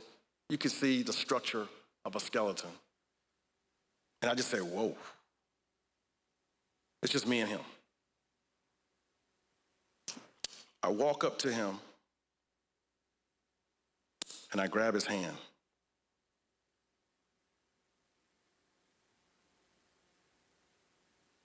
And as I grab his hand, 3 days of no eyes open, no communication, no anything, my father opens his eyes. I looked at him. I said, I love you. Thank you. My father had one tear that fell. It took me 10 hours to get there. I was there for 5 minutes, y'all. As I'm holding his hand, my father expired. I truly believe now he was waiting on me. I say that to say these last 2 points. Words have power. As you engage with your father, if he's still on earth, if he's gone even, if you engage with your sons, the males in your phone and your family, be mindful of the words you use. We don't bruise easily from this, we bruise easily from this. And I'll just be honest, women, my wife didn't physically train me to be who I am today. She verbally encouraged me. We didn't go to the gym together.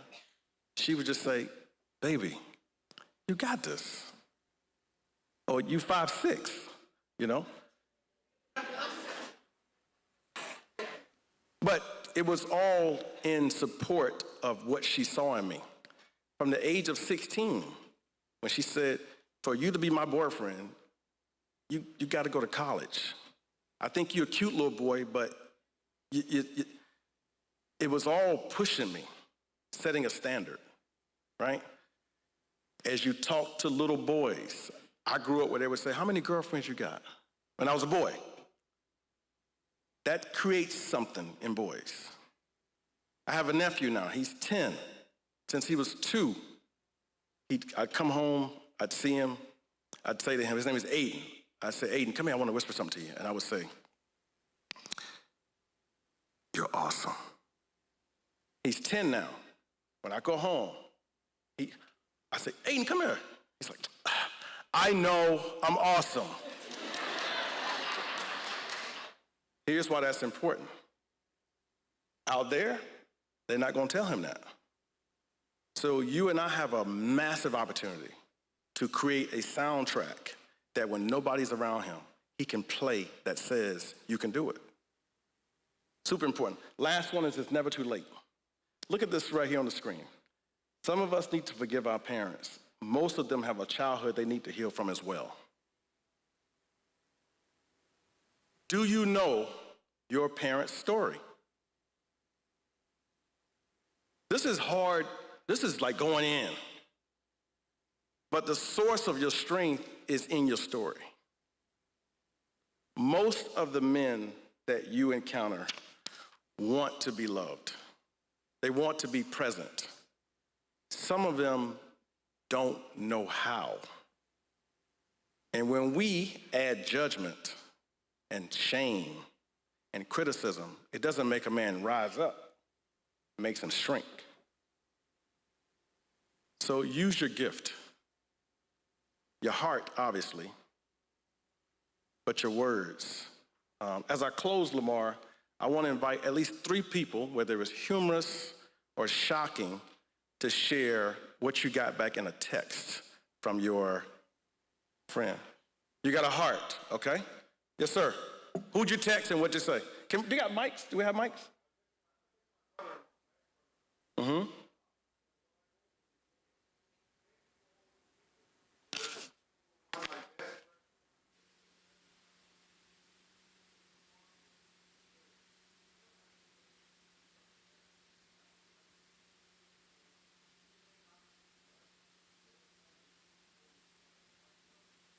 Beautiful. Clap it up, y'all.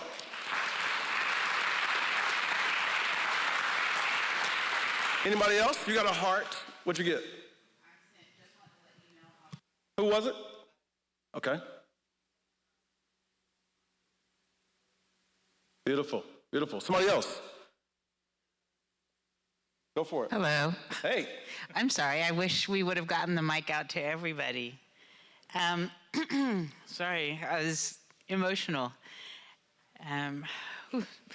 So I text my oldest son. Mm-hmm. He's 36 years old and he lives in the Bay Area. Mm-hmm. And so I text, I appreciate all you do. Don't know what I would do without you. And he answers, thanks, question mark. Mm-hmm. Did I predict this or not? Okay, keep going. That's random. Yeah. So I respond to him, I love you, son. And he responds, I love you too. Beautiful. Beautiful. Beautiful. Clap it up, y'all. One more. I saw your hand. Saw some hands.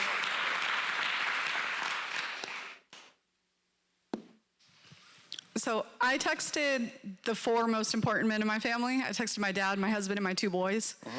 But to my husband, I texted, I'm so proud that our children have you as their father. We are so lucky to have you in our life. And his response was, thank you. I love you, Nicole. I couldn't do anything without you right by my side. Beautiful. My oldest son, I texted him that I appreciate him, and he said, thank you, Mom, I love you. My dad called me immediately after saying... I'm no magician. I'm no magician. I told you. Keep going. So he did say thank you, Yeah. but then he called me right away and was like, are you okay? Is everything okay?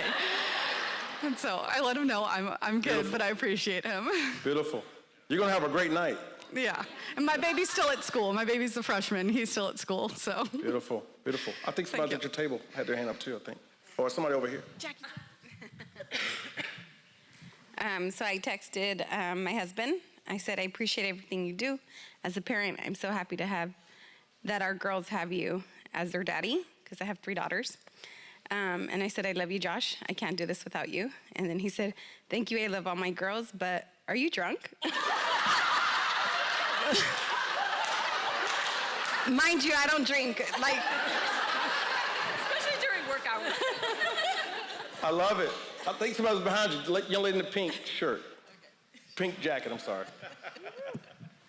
So I text my son, and he's I won't tell you his age because then you'll guess mine, but he's older, over 30. I said, I'm so proud of you for moving forward and not giving up. I love you, sunshine. And he said, I love you too, Mom, and I have no choice because I want to see what God has in store for me. I'm also very proud of you, Mom, despite what you've been through.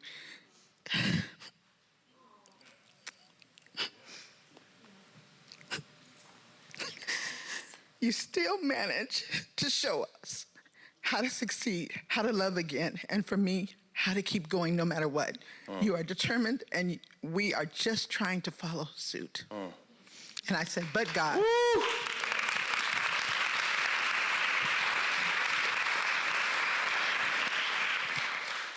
It's in us. It's in us. I love everything I just heard. We all need affirmation. We all need it. I'm a big fan of starting the spark first. So don't wait on the text. Start it. Even if it's somebody who you know. Can y'all see my eyes? You know has done some wrong to you. That doesn't mean you have to do the same back to them. One of my biggest thoughts about life, and I close with this, some of you will not get the apology that you deserve. It could be from your parents. It could be from your children. That doesn't mean you stop being good. God bless you guys. I've had a wonderful time, and I can't wait to see y'all again. Thank you.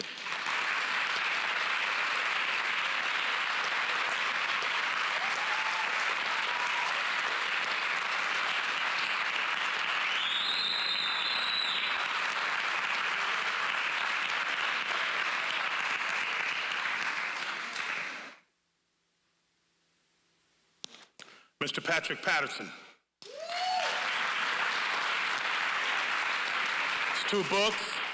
I Love When Daddy Reads With Me. And then Unplugged, A Day of Family Fun with No Devices. All right. What an amazing day, would you agree? Yeah, give our speakers a round of applause. Let's show our love and respect for the First 5 team and our county for continuing to deliver these amazing summits to us every year. And every year it's more impactful, and every year it's more transformative. Very good, absolutely. So, yes. See Patrick when you're done. Amazon, Google, yeah.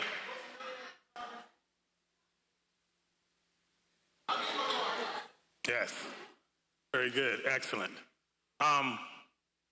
I think that it's really appropriate that, for the most part, we have a room full of women in here, right?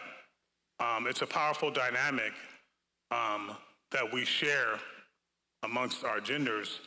I think about myself and my relationship as a girl dad and my relationship with my wife, and I can truly tell you, if I'm 100% transparent, it's the most terrifying relationships in my life. Because it's the most vulnerable I've ever been. To love some people so deep. You get into deep water, right? And even though you can swim, you still feel a sense of panic. Because sometimes it's so deep, your fear is, if I ever go under, I ain't gonna make it, right? So for a lot of the men that we're working with, it's that terrifying feeling of vulnerability. It's why we say, you must be drunk.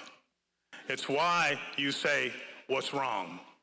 Because for us to receive that affirmation from you and for it to hit so deep is deep and it's terrifying and it's vulnerable. And as men, we're trained not to be vulnerable, right? We're trained not to be vulnerable. And so for so many of us, knowing that that's not an acceptable characteristic for a man in this society, we depend on our women to hold our vulnerability for us. We depend on the women in our lives to hold our feelings for us, because we may not have the ability to articulate it ourselves. So for all of you who are doing that, I commend you. Respect that superpower. Respect that superpower. Comes with great power comes what? Great responsibility. Please be aware of that. And understand that, as Patrick shared, your words land heavy. I was thinking as he was sharing about my relationship with my own wife, and next month we'll be married 33 years. Yeah. And, she's an amazing human being. And I remember he shared, can you guys remember one thing somebody said something bad to you that you can't forget or that landed? And we were talking about something, and I forget what exactly it was, but it had something to do with me struggling with whatever. And one day she said, yeah, I know that sometimes I see you struggling, and I think to myself, you know what, I should probably help him more. And then she goes, nah, he'll figure it out. Right? That land different for me. That land different for me. She was being funny and she was being clever, But in my mind, I'm like, how can somebody who loved me so deeply watch me struggle and be okay with it?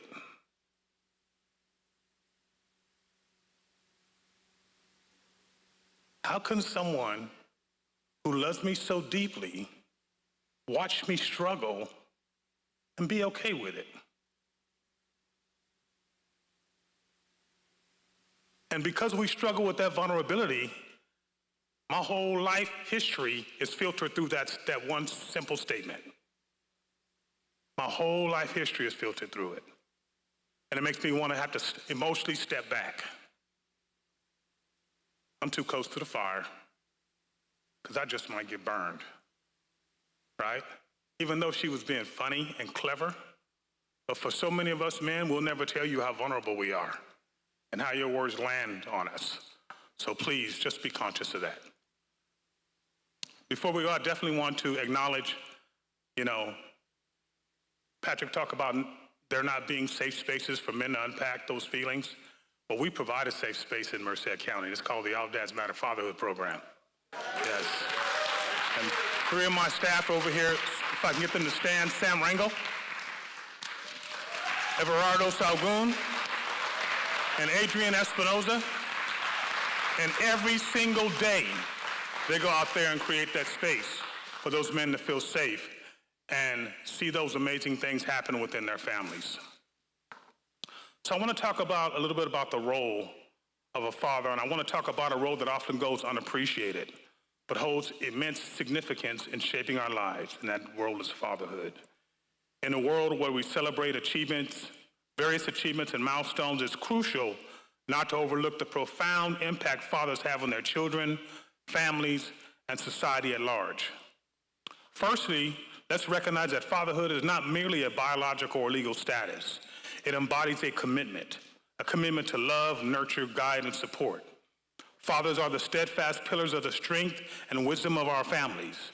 They provide stability, security, and a sense of belonging that forms the bedrock upon which our children build their lives. Research consistently underscores the pivotal role fathers play in a child development, from fostering the cognitive and emotional development to promoting social skills and resilience. Involved fathers contribute uniquely to their children's growth. Their presence influences everything from academic success to mental health, instilling confidence and fortitude that prepares children to face life's challenges. Beyond individual families, fatherhood contributes to the fabric of society. Involved fathers tend to be more engaged in their communities, setting positive examples for their children and others. They teach invaluable lessons about respect, responsibility, and empathy, qualities that cultivate a more compassionate and harmonious society. However, the significance of fatherhood extends beyond biological ties. It encompasses all forms of paternal influence, whether biological, adoptive, stepfathers, or father figures. What matters most is the commitment to nurture, protect, and to provide love and guidance. Yet let's also acknowledge the challenges fathers face. Balancing work, family responsibilities, unhealthy expectations, and personal aspirations can be daunting. Society's expectations and stereotypes about masculinity can sometimes obscure the true essence of fatherhood. But amidst these challenges, fathers continue to strive, to sacrifice, and to shape futures with quiet strength and unwavering dedication. As we reflect on the importance of fatherhood, let's celebrate the diversity of fathering experience. Every father brings a unique blend of qualities, strength and tenderness, discipline and encouragement that enriches the lives of their children and those around them. In conclusion, let's reaffirm our appreciation for fathers everywhere. Let's honor their dedication, their sacrifice, and their enduring love. Whether they are teaching our children to ride a bike, offering a shoulder to cry on, or simply being a source of unwavering support, fathers leave an indelible mark on our hearts and in our memories. So here's to fathers, to the men who inspire us, guide us, and shape our world. May we never underestimate the importance of fatherhood, for it is through their love and guidance that we become the best versions of ourselves. Thank you.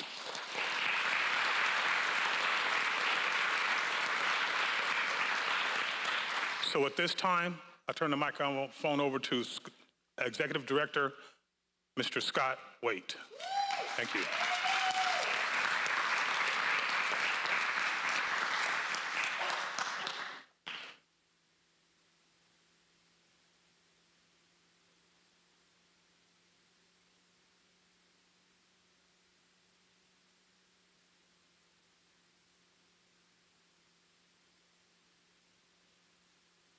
Well, hello, everybody. It's an odd summit for me this year because it's the first time I haven't been on stage very much. I've always had a role in different pieces, but it's such a nice thing. The first 5 teams come together and they've each taken on their roles. So I want to thank Marie for always being willing to step up and handle Hands-On Heroes. Song has jumped in with all of our communications, enrollment. Berenice planned out and picked the centerpieces for all the tables, made sure we had everything. Sonia, our fiscal analyst, who wasn't able to join us today, she made sure all the checks were paid and everyone was ready, lunch was coming.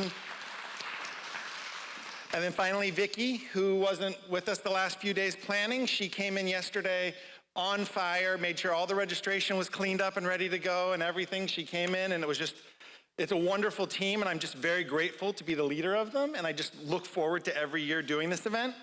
I also want to take this opportunity to thank our commissioners.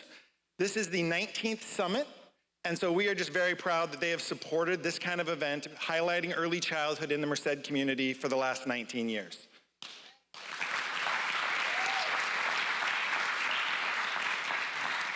And so in closing, instead of going over a bunch of slides and keeping everybody here, I want to highlight the last important thing of the day, which is the evaluations.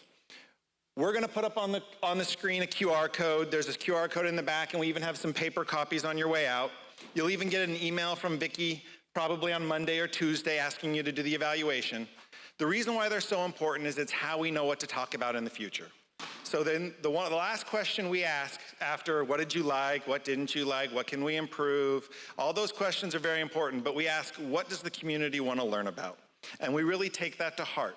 You can ask Marie, you can ask Vicki, we land on a topic and I go, no, it's not right.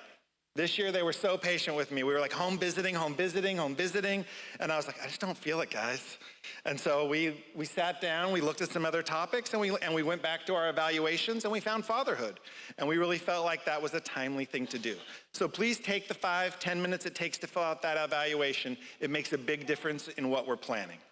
And then finally, I just want to thank everybody who took the time out of their day, whether you came on your personal time or for work. We appreciate your attendance. We appreciate for what you do for children, and we thank you for coming.